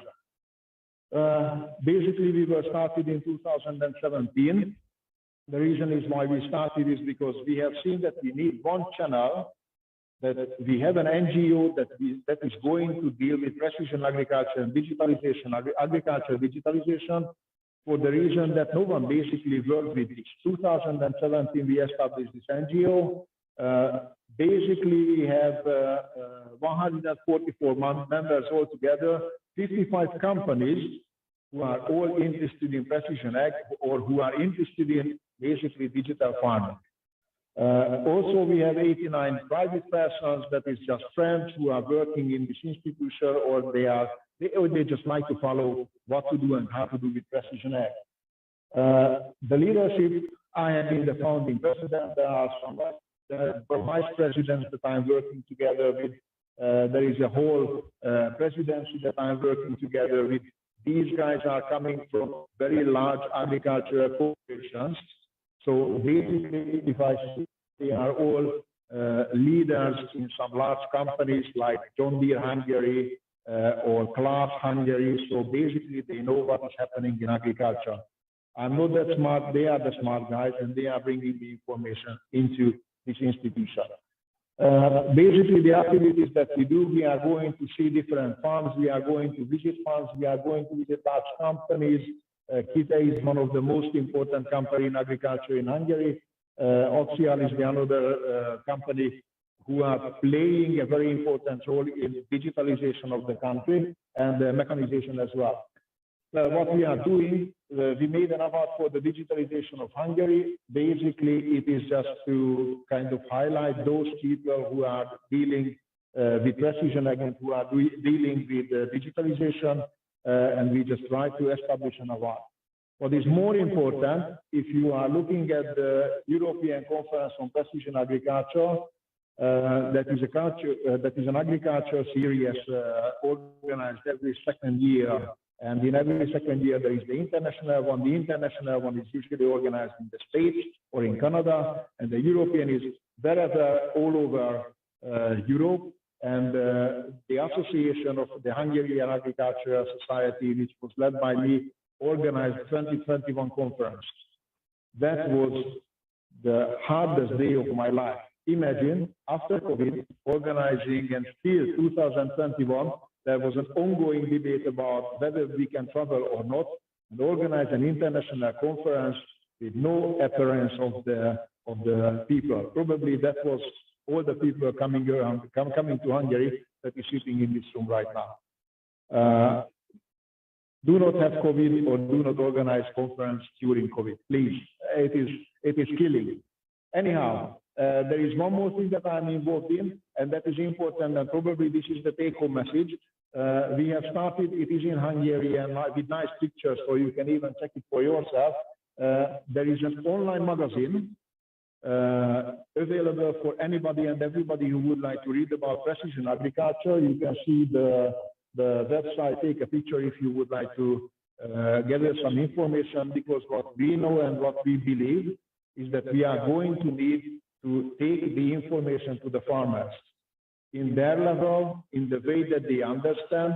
It's not the scientific level. I cannot give them equations from here to there. They won't understand it. They need to put the information in a clear manner that they do understand. So for this reason, we have this magazine. Also, we have established a digital academy, which is found online. It is in Hungarian yet.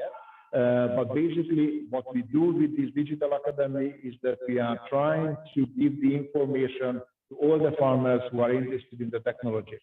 They cannot convince those who is not. But they are going to lose. They are going to lose their interest. They are going to lose their field. They are going to lose basically their life. So this is what we think about precision ag. Thank you very much for your kind attention.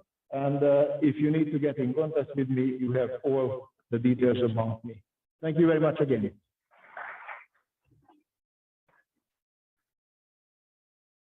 Thank you, Dr. Gabor, for your detailed intervention. Now I'd like to introduce Mr. Muzaffar Mangi. He is the founder of FarmDar. He will speak about the kind of work FarmDar is doing. He is a founder, and FarmDar basically uses AI and remote sensing to create crop data for agribusinesses and allied industries. Mr. Muzaffar, if you could kindly join us for a short intervention. Assalamu everyone. Thank you for having us. What an esteemed audience. It really is a pleasure for the likes of FarmDAO to be standing in front of all of you. So thank you for that. I'll try not to drag this presentation too long and maybe just keep it conversational. So before I go into introductions on FarmDAO, obviously we're an agri-tech company, we're new, we're in Pakistan. I've just sat through the SDPI presentation, what Suleri Saab was saying. I sat through your presentation in detail. We were in Brazil to set up an office over there about 3 months back. And on the way back to our hotel, we saw at a petrol pump, it said ethanol. So I was very curious I'd never seen an ethanol pump at a petrol station before. So we began to speak to our local partners over there and we asked them, what's this ethanol about? And the conversation, one thing led to another, and it revealed that about 40, 50 years ago, Brazil was in a very similar sort of situation as Pakistan. They had problems of their own, they had a crisis of their own. And just like what's happening in this room today, they got together, the powers that be got together. There was a realization that they have the potential to be an agri-powerhouse. They took it very seriously. And that ethanol at their petrol pump comes because they want to reduce a reliance on the import of oil, and they make fuel from sugarcane. Just let that sink for a minute. They fuel their cars from sugarcane. They do it themselves. They're a fiercely proud nation, and I don't doubt that with the kind of realistic thinking you've said, you're very grounded in reality. I'm super happy to see that. You've got a very thorough plan. I don't doubt that Pakistan's time has come as well. And I really, really pray and hope that we're successful in what we do, inshallah. So on to FarmDAO, very quickly. We're a venture-backed company. We've been around for 2 years. There's a number of companies we're working with in Pakistan and abroad. Essentially, we are an AI-based data company for crops. We're not interested in being an input company or buying crops from one location and sending to another. We provide raw data, and on the basis of that raw data, it's businesses that make certain decisions. Now, why is our focus on businesses? I'd quickly like to touch on that. But first, show you the kind of product that a business would come and buy from us. So say something like crop detection. We're across a very large expanse of land. It could be 100 acres, it could be 10 million acres. We can really identify what's actually growing on the ground. At what frequency it was sown, when it was harvested. And the reason we've kept a focus on businesses is because as we've been talking earlier, farmers do have an interest in this. Pakistan is a very young country. When you go to a farmer and you say that, okay, here's a new technology that will help you save money and grow better and essentially have a better livelihood. We live in cities and we talk about how expensive things have become and how much it started pinching us. We can't even begin to imagine the impact, the economy has had on the average farmer's life, and it's been happening for a while. So when you go to them and you say that there's a new solution, you have their undivided attention. Will they try that new solution? Absolutely. Will they pay for it? No. And why not? Because what you're asking them to do is essentially put their livelihood at risk for one entire crop cycle. So unlike any other kind of tech adoption where, say, trying a new mobile phone or trying a new kind of a headphone or a new Bluetooth technology, what you stand to lose is a few thousand rupees and maybe like 1 day's worth of a poor experience. Over here, you're asking someone to change the way they've done things for the last 30, 40, 50 years, dive into the unknown with a company they've never met, and really do something for 3 to 6 months, put their entire crop at stake, and then find out whether it worked or not. So, farmers aren't really going to try this unless they've had the opportunity to see other individuals within the corporate farming sector and within the business sector make use and extract value out of data like that. And that's kind of the reason why we've gravitated towards more of a B2B play rather than a direct to farmer. One would call it a B2B2C. So what happens is that when any agri-tech, whether it's from a raw imagery perspective or it's from a software perspective or an advisory perspective, engages a business, that business is not really going to keep that report on its desk and not use it. All businesses, a sugar mill, a rice mill, any B2B agribusiness you may have, fertilizer companies, their livelihood comes from individual farmers. And it's in their selfish interest and their best interest to make sure that the individual farmer is progressing. So the effort that we're all perhaps trying to make over here individually, that maybe go out to a farmer on our own, whereas there is merit in that and there's honor in that, perhaps I would want to expose everyone to approaching these businesses directly because they are most receptive to it. And when you have an individual field digitized and you're showing what the plant health is over there, or the crop stress is, or what the soil organic matter is, the owner of that sugar mill is not going to keep that in his drawer. He's going to give it to his team and he's going to say, okay, there's a farmer named Mohammed Ramzan, passbook number 1234, his soil organic matter is real poor, and he's supposed to be growing sugarcane for us. So that farmer inherently gets exposed to the very technology that we're all trying to expose him to. And when that farmer sees that this sugar mill or this farm manager or whatever designation you want to give it is using that technology, it bolsters his confidence. So exposure plus confidence is what's going to lead to the farmer's acceptance of technology. I think we've all established that the need is very much over there. So I just want to share my insights on perhaps one way of reaching the farmer. Could be direct exposure, but the other could be to just engage large businesses, and it's in their motivation to use this technology. And there is plenty of business out there for everyone. The space is wide open, and then they could be the ones taking it to the farmers. Very quickly, just going to take few minutes on some fun stuff, and then I'll leave you be. So we detect what crops are doing on the ground. Again, this is all an AI play, irrespective of what the source is. I think drone imagery becoming more accessible is fantastic, because right now raw sources of imagery are either limited, they're outdated, or they're super expensive, or they're just not good enough resolution. So our focus is on AI. We use AI to train models that can then identify spectral signatures of certain crops, or the spectral signature of varieties within those crops with varying accuracies. There's harvest monitoring, that's a fairly simple one. When crop was sown, so if there's a crop that we can't tell you the variety of maize. We may one day, but if you or anyone knows the sowing time of maize and harvesting time of maize and a specific district that you're looking at, you can draw some fair deductions of what variety that may be. It's just that those deductions right now are anecdotal, and those deductions could be data backed. And kind of pertaining to farmer products, you have plant health. This really allows a farmer to individually zone in on what parts of his field to focus on and what not. You have productivity zones. This looks back at 5 years worth of crop productivity of a particular farm and really identifies if it's a high productivity area that must have a high nutritional requirement.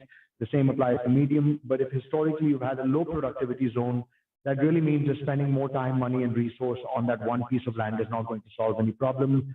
Right now, the agri-finance process is somewhat broken as well. So the farmer is relying on very, very heavy interest to buy product, which he frankly doesn't need. Absolutely catastrophic for the environment.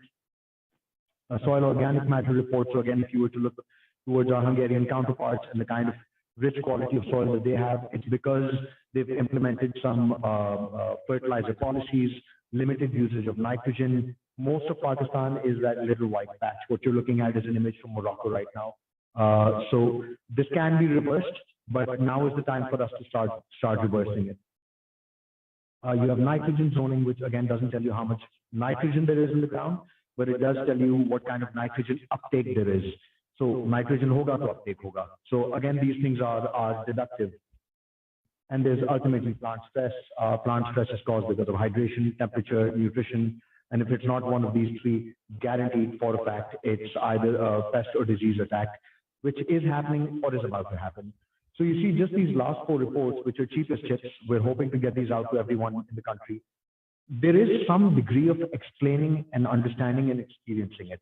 And whereas we should take that route, but for a startup, we can't because we're not exactly sitting on $10 million to burn.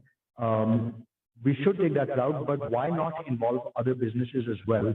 It's in their interest, they benefit, they make better quality decisions, and ultimately all of this goes from that business back to the farmer. And this conversation that we're trying to have with the farmer about how a plant stress report works or a plant health report works, or where to use nitrogen and where not, let them have it. And that may allow us to get from point A to point B a lot sooner. So I hope that was insightful, and thank you for your time.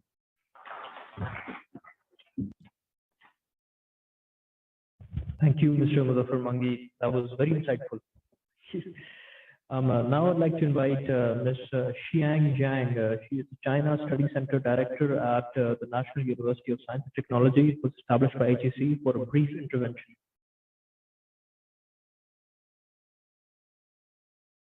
My introduction is going to be really brief, but really helpful. First of all, everyone, I totally agree with our last conversation, which is done by Mr. Zafar, because he gave one idea. There's no aid without target. There's no solution without you find out a commercial solution or a financial solution. Yeah, we are talking about green AI. Here is sitting some guy from Huawei who can provide the technology, who can provide the cloud. Does he provide for free? This is the key point. Actually, now commercial lifetime already went to 4.0. So 2015, China started to fight against poverty. Poverty alleviation war started 2015 and got big achievements 2020 and finished 2021. So every agriculture, every farmer, they actually start to share. They are actually doing investments when they are planting something. There is a complete commercial mode behind China poverty alleviation. And then from poverty alleviation, from 2021, China started to do another thing, green AI. Exactly the same thing. Then Mr. Dr. Garba Milik, I totally agree with you. It's really hard to find someone who already finished everything. But since I'm also the director of Qingzhou Hybrid Agriculture Zone, which is the biggest one in China. I'm also the director in Pakistan. So the thing is, there is one place, which is Qingzhou in Shandong province. Mr. Confucius, his hometown. They already finished this. But the thing is, they are using the financial mode to do a really unbelievable mode. This, when I buy something, when I'm purchasing, actually I am earning. So the farmers are really buying this kind of thing. And the farmers in China, if you don't have a job and you do not want to pay tax and you do not want to just get some aid from some government, so government gives you only one solution. Go for vocational training. Every society, they open the classes really strict. You go there, behave good. Even you are boss of a company, still you need to go there because they give you deduct on your tax tariff rate. So when they go there, it's a complete vocational training ceremony. And each activity, like they learn how to use this to manage the UAV, it's paid. So there's only one place. You are correct. I only saw this one place. So the thing is, Pakistan, what we are abundant of? We are abundant of three things. First of all, what is Punjab? With 5 rivers, we have much more. I'm talking about averagely, by the same population, same location, same size, we have much better resources rather than China. Second, we have almost 24 million, around 24 million population. This is really productive capacity. That means we have 24 million brains. We need to open our mind, bring the commercial boldly, give the chance for any commercial mode to come, bring investment, bring technology, bring intellectual patent, and then use for our own line. And then definitely we'll get a good result. So I only have this one point. That is the route to really change. May Pakistan se pyar karte hu, Pakistan se zindabad. Shukriya.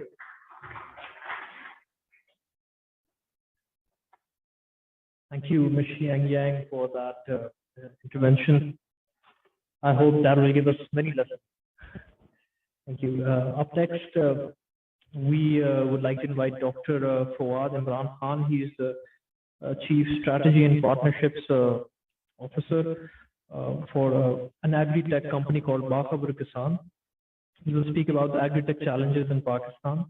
He has an extensive experience in the telecom sector inside and outside Pakistan, and he is very passionate about the application of technology. Please, Dr. Fawad. Thank you.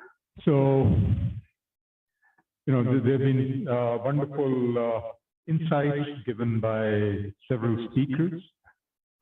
So I'll betray my age a little bit. I'm reminded a little bit about similar events that we used to have about information technology and how information technology will change the landscape of Pakistan. And I'm talking about the early 90s, and there were events at STPI, there was some disconnect. We still have those events about IT. The IT in Pakistan has not fulfilled its promise. Why? Because we were not prepared for it, we were not educated, we did not want to change. One thing we all do is eat. So we need food. Therefore, our dependence on agriculture is huge. And I'm hopeful that these events and these gatherings will have a much more positive outcome than the state of IT in the country. I got interested in, I'm a technologist, I got interested in agri-tech because this is one of the few fields, and I got interested in agri-tech 10 years ago. It's one of the few fields which brings together AI, machine learning, drones, robotics, IoT, image processing, remote sensing, you name it, the technology is here.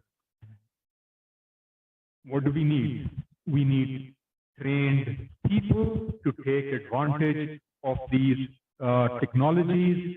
It's not just the farmers, it's the technologists that will bring the domain knowledge and develop solutions.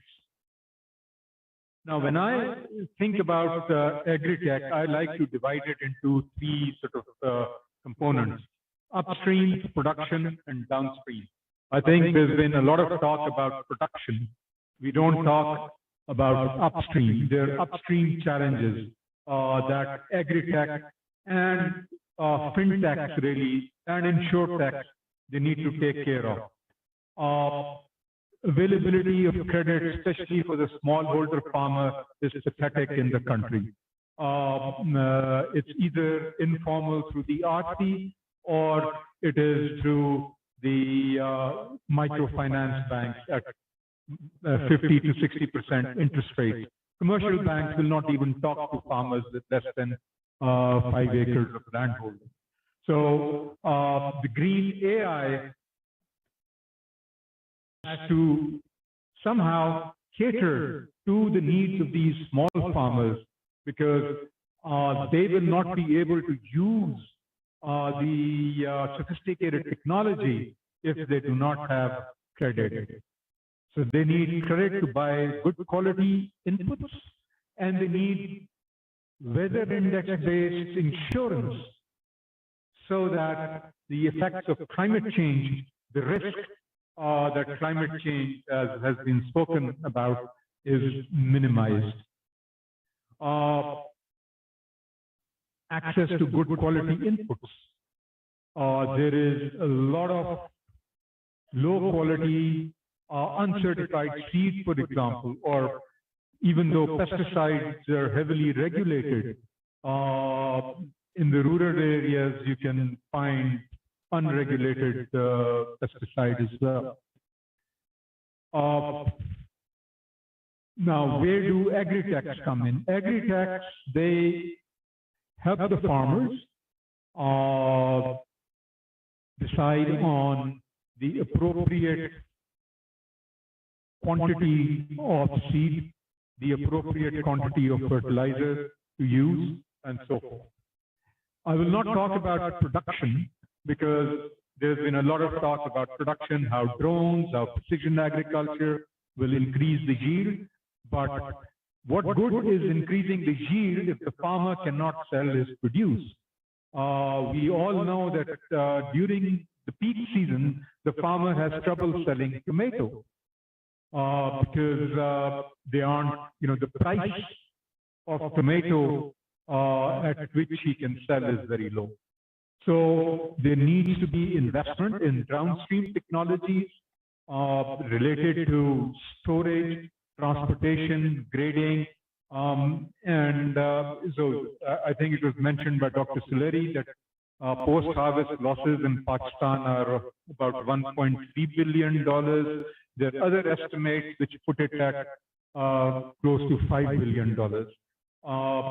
PASCO, which is the wheat procurement agency, has only 15 capacity to store 15%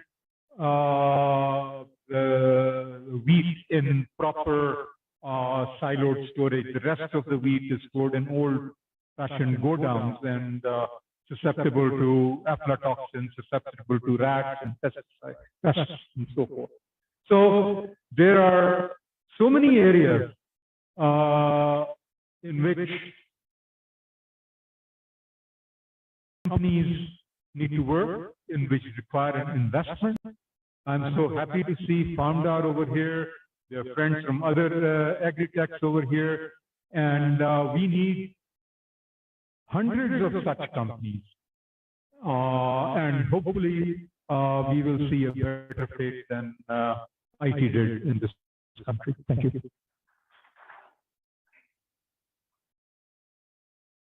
Thank you, Dr. Fawad, especially for touching over the aspect of post-harvest losses in storage. It's a very important part we need to look at. Now, we shall begin with the panel discussion. This will be moderated by our colleague, Dr. Kashif Majid Salek, who is an Associate Research Fellow at STPI. We're just arranging some chairs for the panelists.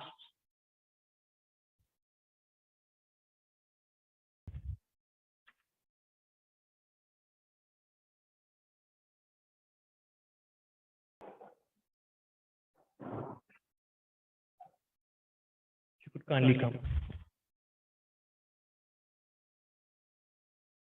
Thank you, Mubin, for inviting me to moderate the session. So we have reached up to the level that we involve the participants to engage in the discussion. So first, I invite my speakers to join in the podium.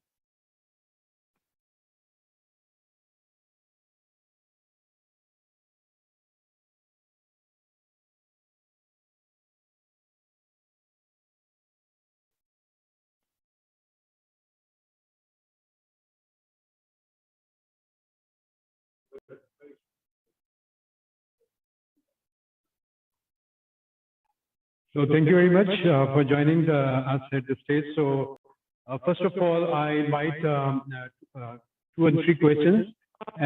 Please introduce yourself and ask any relevant question to our speakers.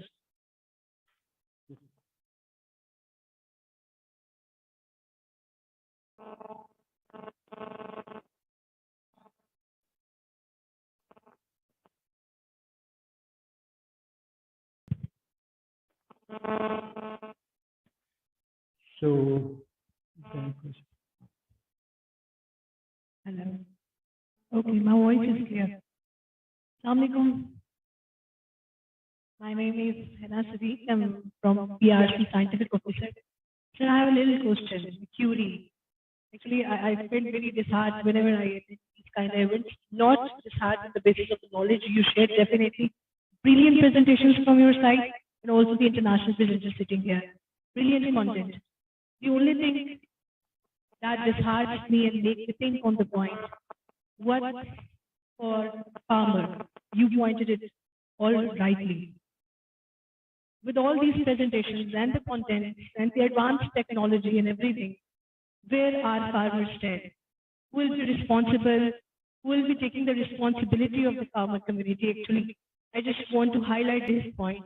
And I really encourage and I will really appreciate it, the humble suggestions from my side. If we'll collectively, we have mentioned all the research centers and the academia and the policy centers, all together, if we collect the data, we can collect the content, all together, we'll be on one page, inshallah, and we'll synchronize all the platforms, and that will facilitate easily farmer community too. Thank you. Any other question? Is your question directed at the panel? Or any particular person? Any of you, sir. This is, your permission, sir, I'll start. I think this is critical, Chair.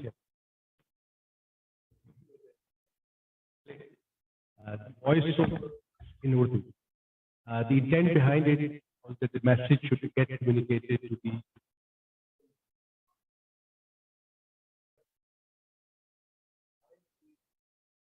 our Chinese.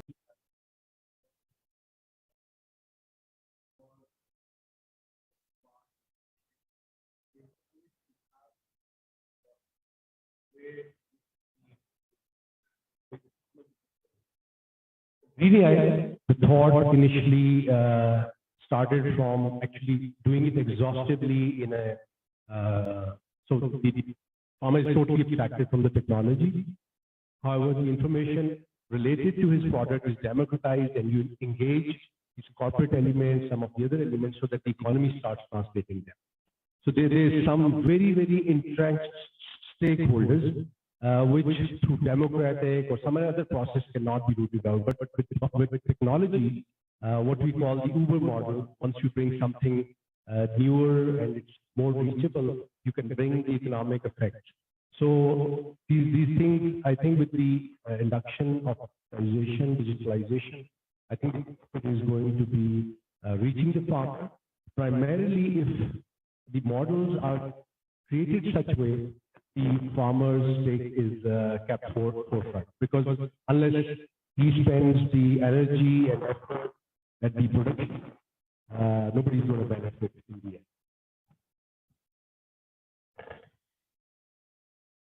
Professor, yes.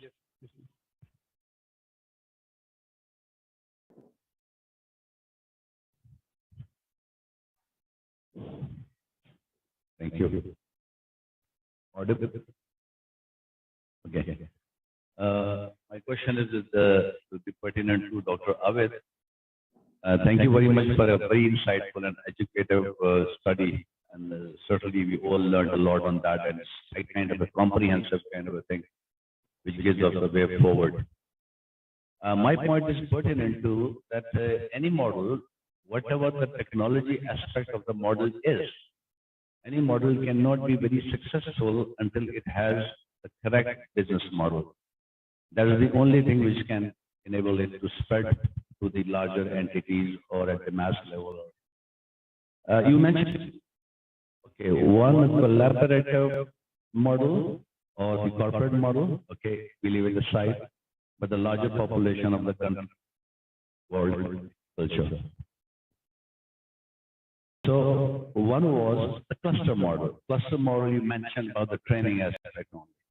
And the other model was a support model or the services model. If we combine these two models, like since most majority of the holdings in the country is very small holding, and certainly it is very difficult for the small farmers to afford such kind of technology or be technically good at.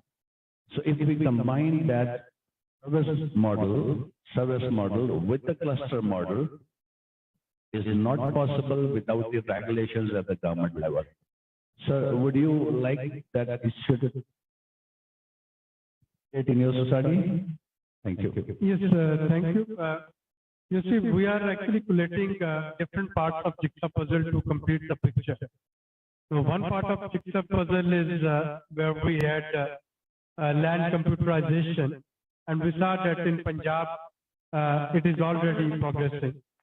The second part of jigsaw puzzle is land consolidation, which is a must if farmers, they have to brave climate change, forget green agriculture initiative, forget any other digitalization of agriculture. But the way climate change is hitting farming community, they have to think of land consolidation.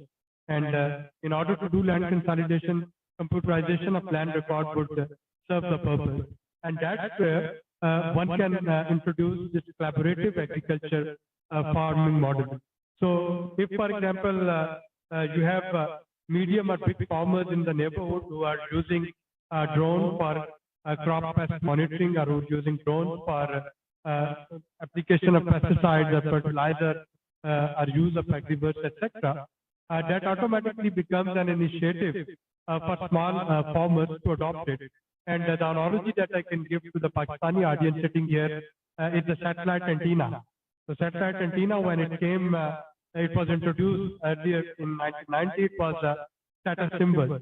And then within 2 to 3 years, this technology was replicated, and almost everywhere, even on a bus stop in a small tea stall, you could find that satellite antenna for this coverage of TV channels. So I think technology doesn't need a lot of marketing. The profitability aspect of technology, the proven technology is always there. So if I as a farmer know that I can reduce my cost of input using A, B, C techniques, so I can know when to apply fertilizer, I can know when to apply irrigation, I can know when pest is attacking on my field, and with this variable rate of application, I can also control where to spray and where not to spray. It is already giving me some sort of profitability. So I'm really not worried about the adoption part of it, because it has profitability. We only need to choose some early champions, and they don't have to be big farmers. They have to be progressive farmers.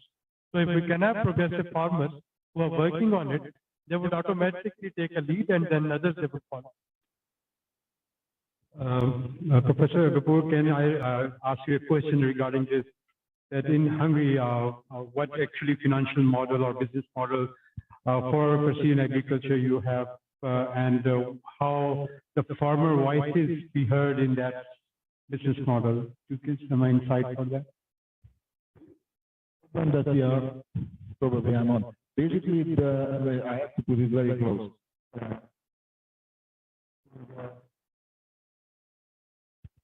To point it somewhere. The problem that we are facing in Hungary now, that input materials prices went 3 times higher than last year, and unfortunately, the grain that we can sell just went about 1/3 of the price that we could sell our grains earlier. So this is horrible in the country. We basically lost a lot of money, and lots of farmers lost money on doing anything farming.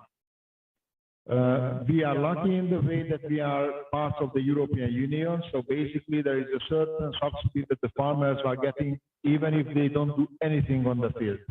So in this year, the best decision for the farmers, and it's really difficult to say, but the best decision for farmers was if they didn't do anything.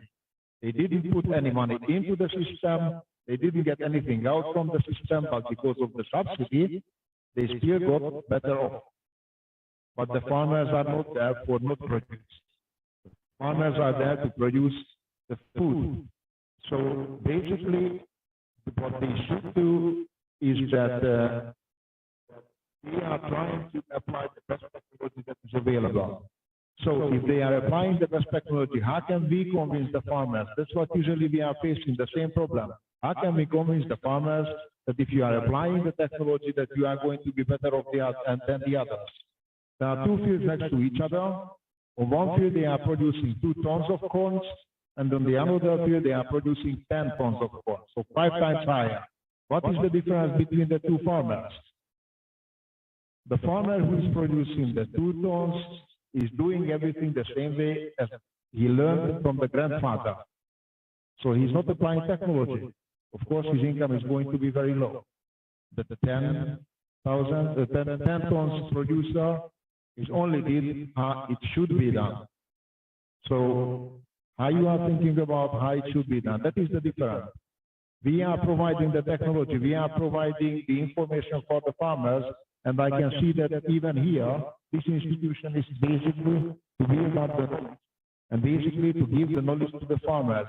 Is their decision whether they want to lose their, first of all, income, and then later on they are going to use their field because someone can buy them, and then there is going to be a kind of integration of the farms, and there are going to be large companies who are already have lots of money, and they are going to buy the small ones off, and there is going to be integration.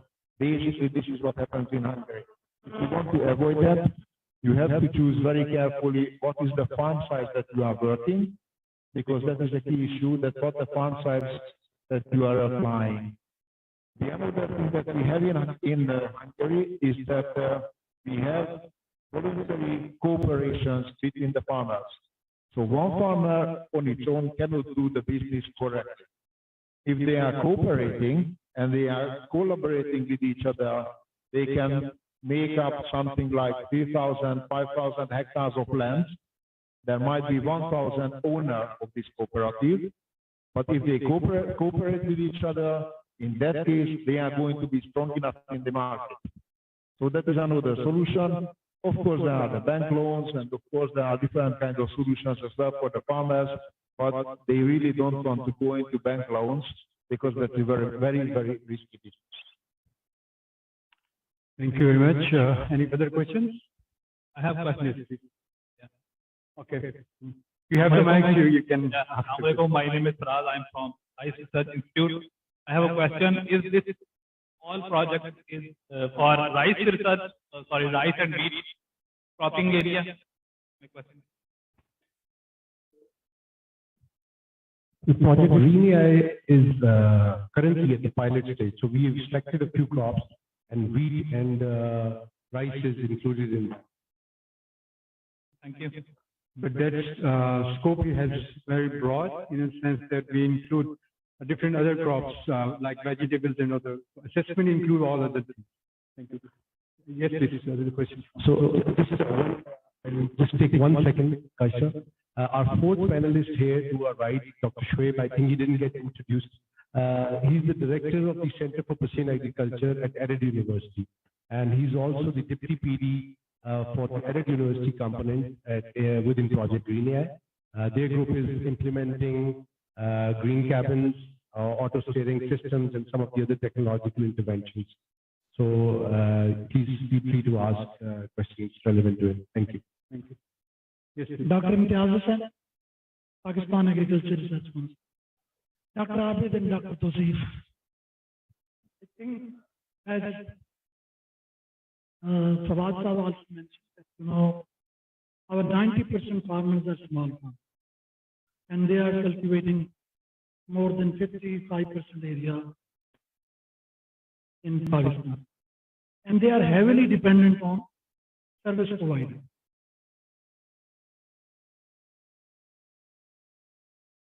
Their land preparation, that is totally mechanized. But the sowing operation, you look in the wheat, 85% is broadcast. Rice, maximum is hand transplanting. You look at the maize, we have a very good success story, but I think majority is not mechanized planting. It's a hand planting on bed planting. Same is with the cotton, right? So, I mean, machinery is available, but our service provider, that hasn't changed. So how you see the future of this precision agriculture in this scenario, for this month? Yusuf, I'll give you the example of InDrive and Uber and Tree. When these apps were being introduced, there was a lot of skepticism of what would happen to the existing cab drivers. The online delivery mechanism, the online education. I think COVID-19, one of the silver lining of that pandemic was that it broke some of the myths that we had. We had this fear of unknown. What would happen if we adopted? So, for example, the same question that you are asking, very legitimate question.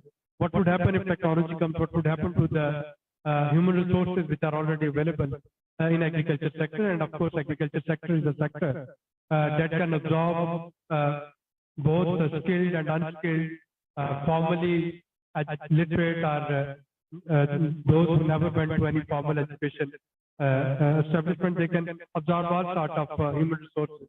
My answer would be that the human resources, they will upgrade their knowledge and they would upgrade their skills. I can tell you about this digital literacy. My service provider, he doesn't know how to write in English, but he can always send me an audio message on WhatsApp. So he has a phone, he's connected to my house Wi-Fi, and without any formal literacy or education, he can make the use of WhatsApp and he can send his voice note. This is required, this is not required. Do this, don't do this. So I think we are, once this technology would be appreciated in agriculture, once it introduces the farm human resources and farm labor, they would automatically upgrade, and that would lead to the better productivity of our agriculture sector. Right now, the problem with our agriculture sector is that it is taking care of 45% of our formal and informal employment. It is contributing almost 70% to our exports, and its share in GDP is only 20%.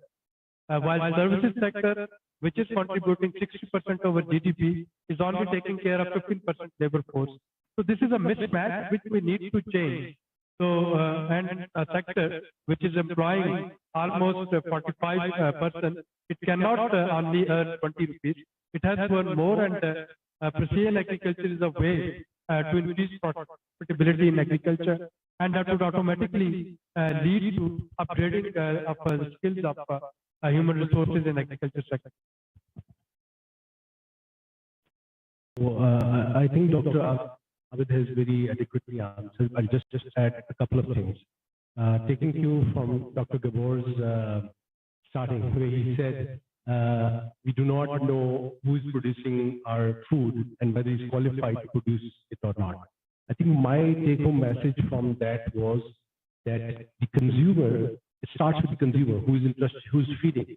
So you have to make him a stakeholder in the whole ecosystem. So with the companies like of Farmdar and Bakhabar Kishan that we see here, we saw pitches from them. It's a very encouraging development that now our techies, our nerds, they're getting interested about agriculture. So they're going to go out, they're going to get this, and they're going to become partners with the producers, which is the farmer. So when we started this project, and this was, we gave this independent study, a lot of things Dr. Abid showed today. I had not been privy to the results till he showed them today. But we knew that the only solution to bring technology is development of a thriving service sector which provides these services. So this is exactly the purpose that we want the techies, the tech-motivated people to be looking for opportunities like the Uber model just Dr. Abid mentioned, that think out of the box, get into the mix and bring technology to the sector that benefits everybody. So for you, it could be purely a services industry and somebody else is developing the product. For instance, drones manufacturing, we're bringing it to Pakistan, we're going to make it affordable, reachable, and the whole ecosystem. So you could be a beneficiary of that. You could be setting up an operation in Punjab, taking care of 1,000 acres and providing them drone service. Single owners in buying drones and then ecosystem.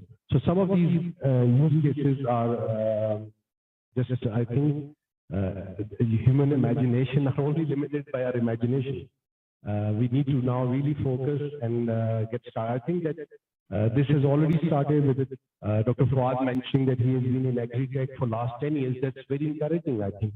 So we are now 10 years old in agri-tech by Dr. Fawad's metric. And I think it's only the way is to institute a service industry. Thank you. Yes, please. I would like to also comment on farm size here that we have, your question has two parts, right? So one is why 95% of small farmers are not adopting some of the mechanized equipment, right? So my answer is that is we are actually looking at the economics of it. So small farmers, like if he has a holding of 1 acre or 2 acres, he can actually do the broadcast, and what would be the cost of using a mechanical like seed drill? So the germination rate and other things would beat the sowing method that we are using with our hands, like for example, we call it chopa, like we use it, and then can we beat that? So I think the adoption of like the mechanical tillage implements, it was very quick, right? And then the laser land leveler was very quick. So some of the mechanized equipment that has the large profitability and the farmers can actually see the profitability and easiness, they would readily adopt it. For example, we see the potential in drone spraying that would be adopted. One of the precision ag techniques that would be adopted readily by the farmers, because it will ease the amount of like labor that's required to spray on the agricultural land. So it's all about, I think, in my point of view, it's about economics. Like small farmers, they don't need the mechanized equipment, and they cannot bear the fuel costs and all those costs associated with these mechanical equipment. So part of it they are adopting, but then the part of it they are compromising because of their economic situation right now. Thank you. Yes, yes. So this is Dr. Shaukatali from PRC. So most of the cutting edge technologies like AI and other we see now in Pakistan, like biotechnology, other sciences, they are regulated now. I think for test of any business model, we need easiness and flexible regulation. Our problem is that we don't have regulation. Implementation. One of the problem. We need flexible easiness. Well, we also needed it.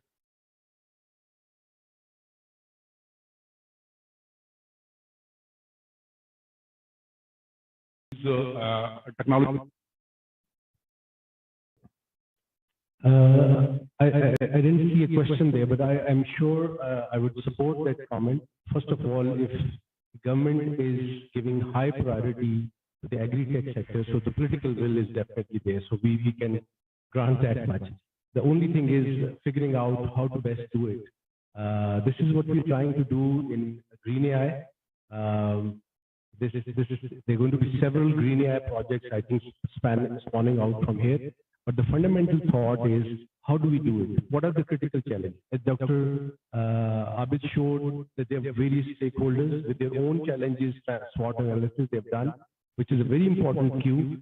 Unless we take care of the human resource preparation through training, we're not going to have a workforce which operates these. So looking at where we are, we crafted the Green AI project to take care of that. For instance, I'll give you just an example that for the drone operations, we are trying to make the whole process as automated as possible. So a few months from now, then we expect to see drones which you can just bring to a farm and just put it on, and it will be automatically sensing which farm is it, who owns it, and what is the current sensing mission requirement. It will chalk out a mission, the altitude, what sensor it needs to be done, and take that data and bring it back. So shortening this and making it easier is going to take care of some of the early challenges of how to train human resource, which is not very tech savvy. So these thoughts are being put into some of the things, and due to the paucity of time, we can't share everything, but you're free to come and share your thoughts with us. You will either enlighten us or we'll share some of the things that we're trying to cater for. But please remember that wherever we want to be in, let's say, 5 years, 10 years, we have to start now. We'll not reach that in 1 year, 2 years. They're going to be entire milestones where we take the first most critical thing, solve that problem, move to the next. So that's, I think, how the friends internationally have done it, and that's the route that we will have to take. Thank you. Thank you. Yes, please. And Tariq Sultan from Yeah.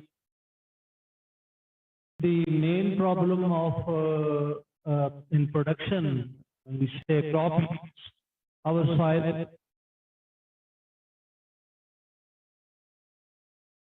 soil health or soil fertility, because the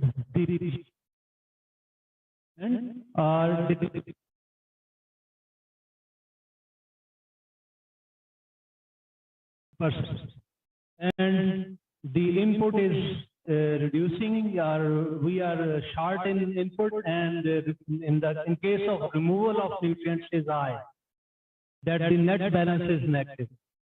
So at the same time, the farmer are using fertilizers like the available fertilizers. The cheapest fertilizer is nitrogen fertilizer, urea. So the farmer thinks the fertilizer is urea. So there is imbalance of use of chemical fertilizer.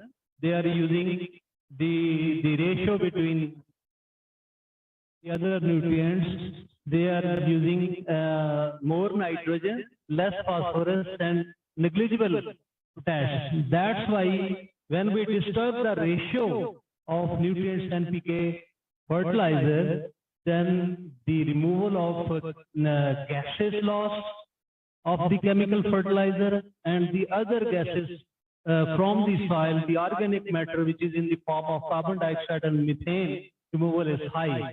That's why our soils are now, the organic matter is at the minimum level, that is less than 0.5%. It should be minimum 2%. Now is less than 0.5%. So we can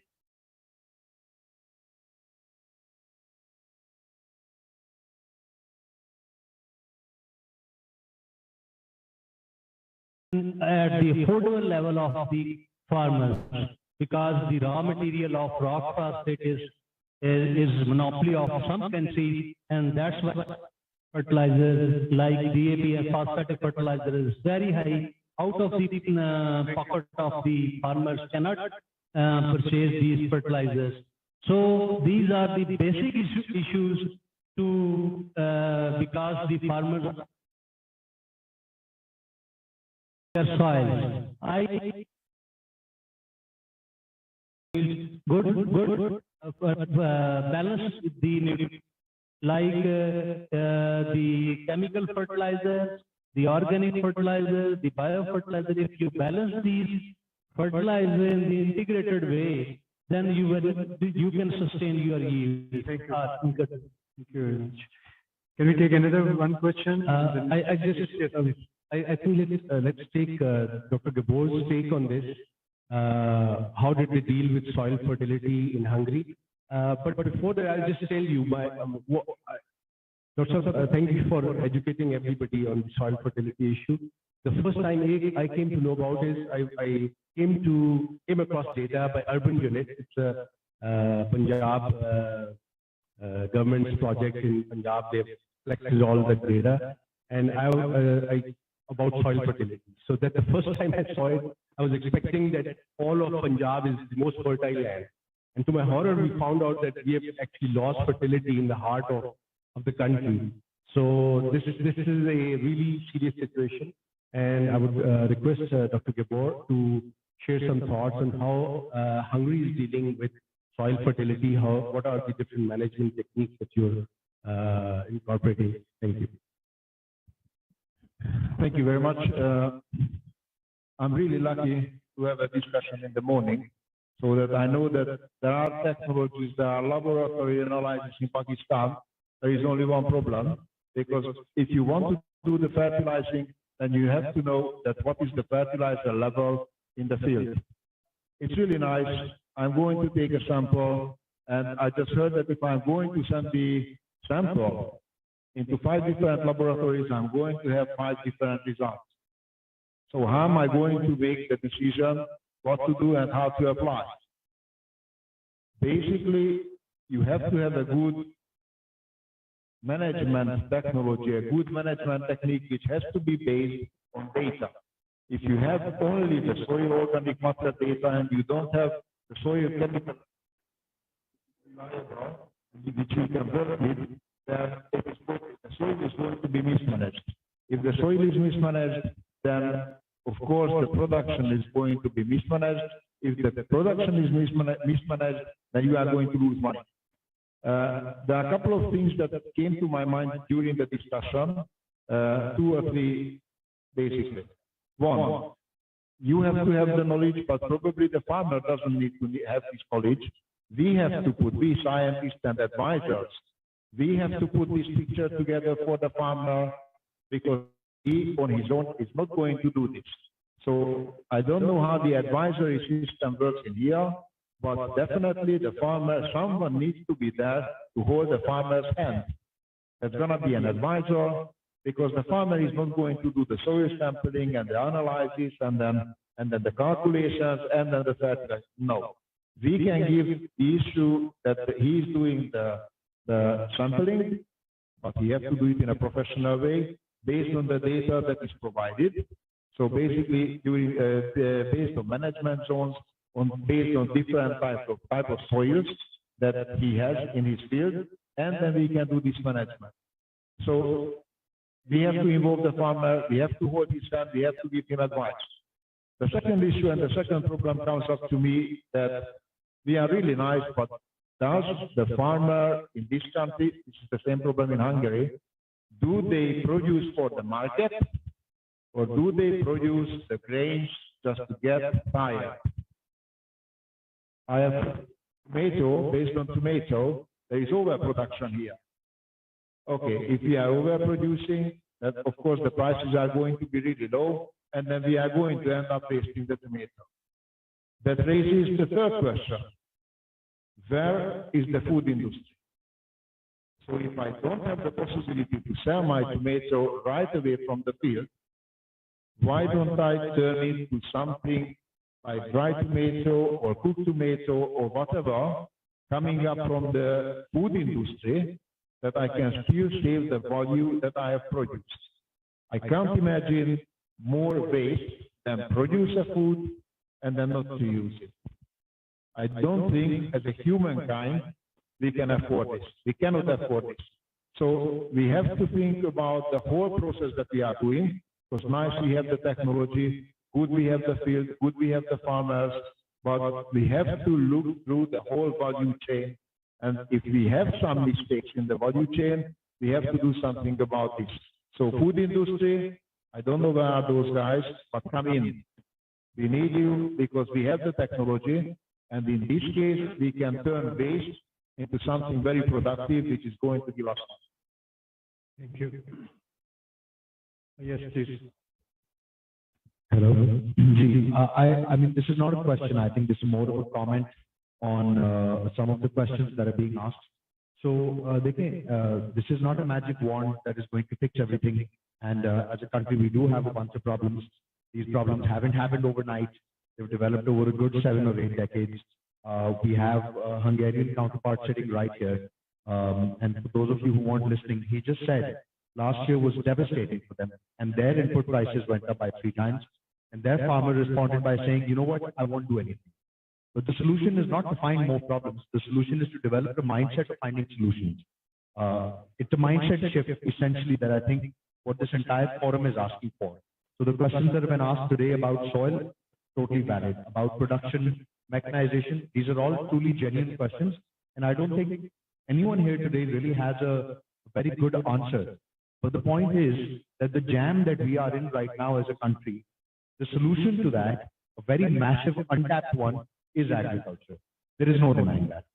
And one of the tools to get from point A to B faster is the technology that these gentlemen are sitting on right now. So I think rather than, hoping that just today we will have all the solutions, we don't. I'm in agri-tech. I don't have an answer for any of the 3 questions you've asked. But we will at some point in time.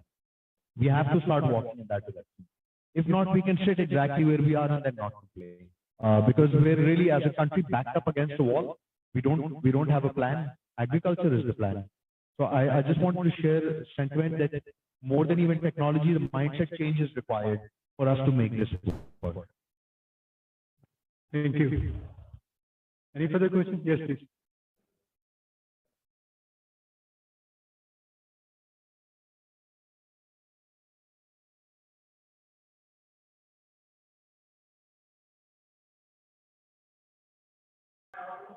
Yes, yes.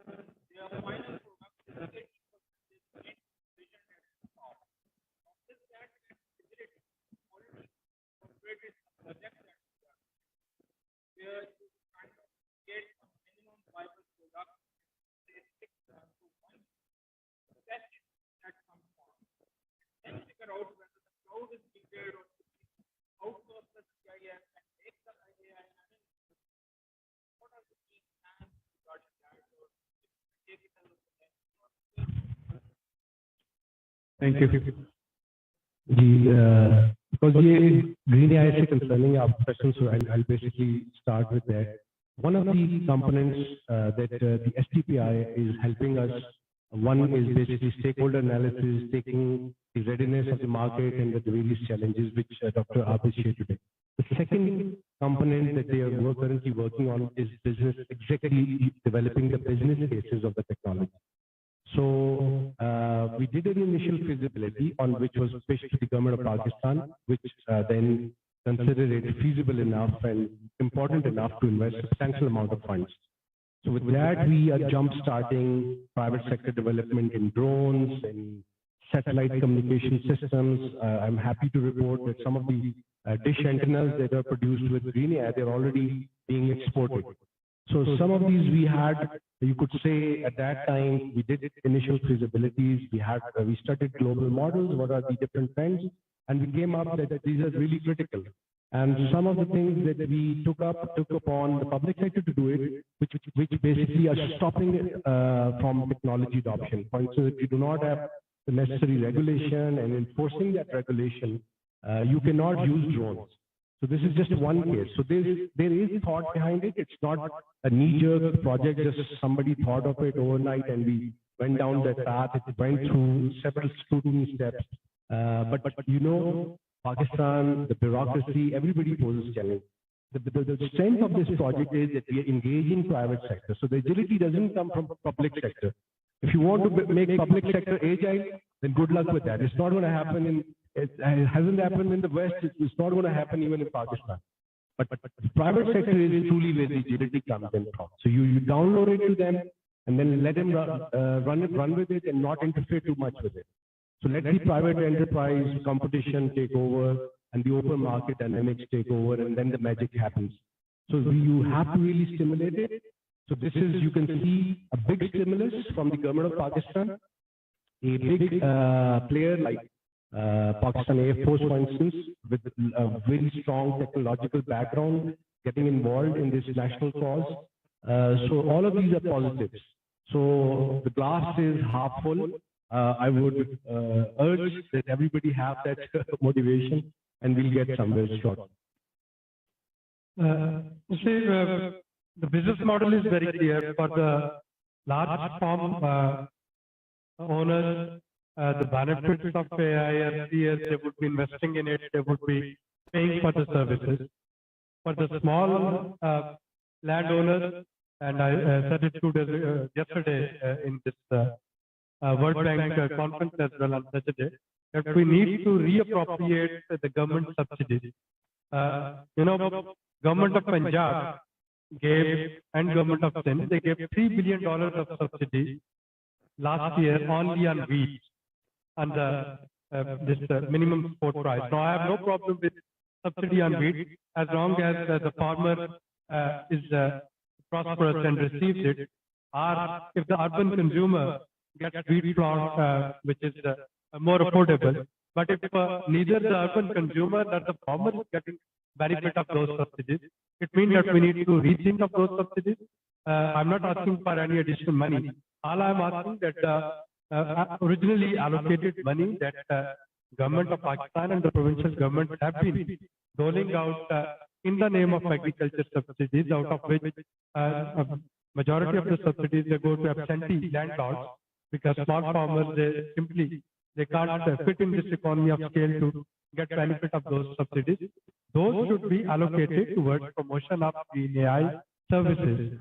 I cannot construct good quality school and university everywhere, but all I can do is provide a high bandwidth internet at a union council level and link them with the classroom of nurse or link them with the classroom of lumps, so that my children from periphery, they can sit there and they can actually get to know what is being taught in those extremely good institutions. So when we talk of green AI, this is the type of quantum leap that we have to take. So if the services are available initially, of course, subsidized, for small farmers, large farmers, they will be paying for it. You will see that automatically the demand would create, and more investors, they would come up. The best thing of technology is that as the time passes, it becomes cheaper and cheaper. It becomes more common, more acceptable, and its cost start getting reduced. So give it a couple of years, and you will find that automatically these technologies would be talk of town, and everyone would be somehow part of its supply chain. But we have to start with somewhere, and that's where I think GI is taking some lead. So we have just 1 minute left, so you just a quick question.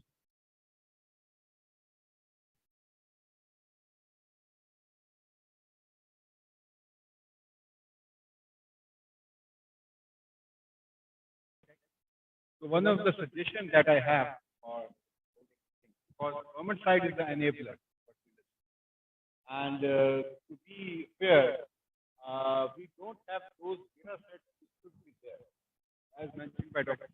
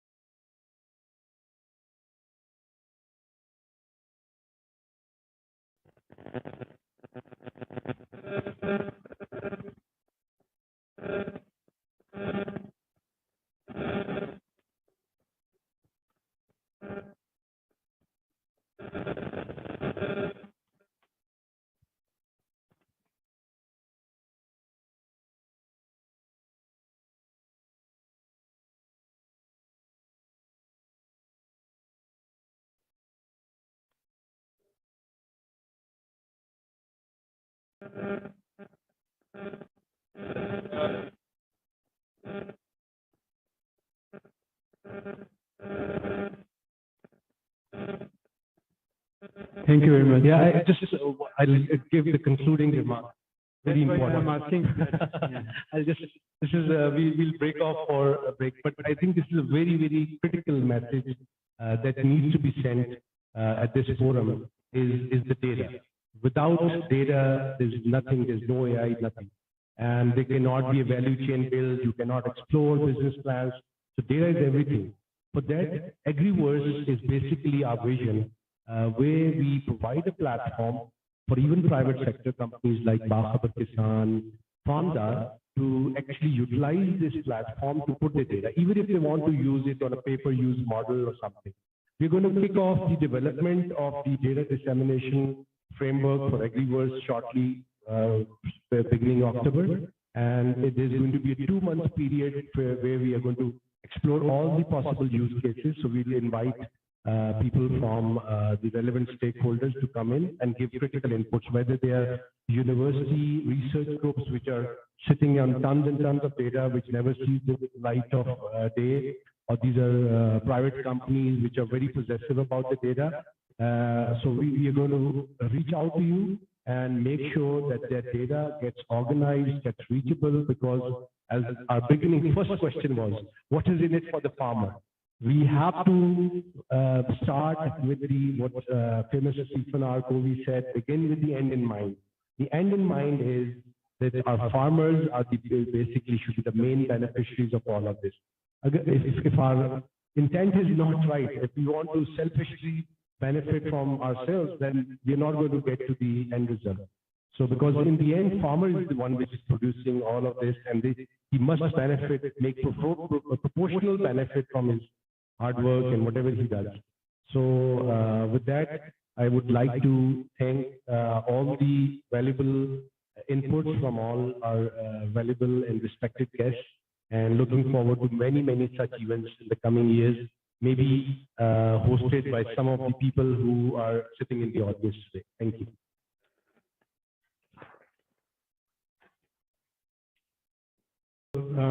Final words, if anyone, Professor Kapoor, if you want to say, because you talk about the conference, so it's one of the low-hanging fruit which, yeah. One final sentence. Data is the oil for the 21st century. So we have to rely on that. We are going to use data. Another very important message, and by this I'm going to pass the microphone to my right-hand side, is knowledge. And if the farmers don't, we are not going to. Dr. Shoaib, anything about your experiences, your way forward? So about your project which you're doing right now. So basically, I would say that with these kind of initiatives and these kind of like policy discussion, we can actually devise some kind of interest, as Dr. Tosif was mentioning, like in the audience, in some of the state institutions like NARC, PARC. So we are working closely with these institutions to actually propagate these technologies. And especially the precision ag technologies, which is in terms of the climate change and looking at the impacts of climate change and the windows that are getting shortened for doing these field operations. So we would need to adopt these technologies, and these initiatives and these centers, they would help the farmers to adopt these technologies in the near future. And these kind of discussion would really encourage the policymakers to actually devise the policies, especially the drone policies that is required right now to use these drone technologies for the agriculture purpose in Pakistan. Yes, this forum for two-way learning, it would continue on 17th of November. We will be holding a food security hackathon in this very premises. Those of you who have not registered for it, please register. The details are available on SGPI website, www.sgpi.org. And Dr. Tosif and his team, they are also one of great partners in this.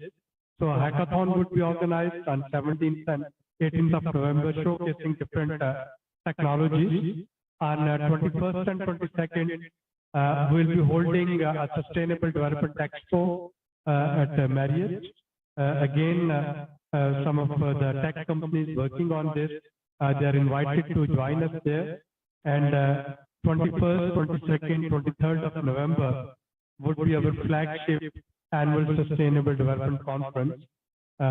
Usually it is, well, traditionally it is held in December. This year, due to COP28, we have preponed it and we have taken it to November. So you will find some thought-provoking and stimulating sessions around these issues, apart from economy, health, education, and other social sector sustainable development challenges facing Pakistan in that conference.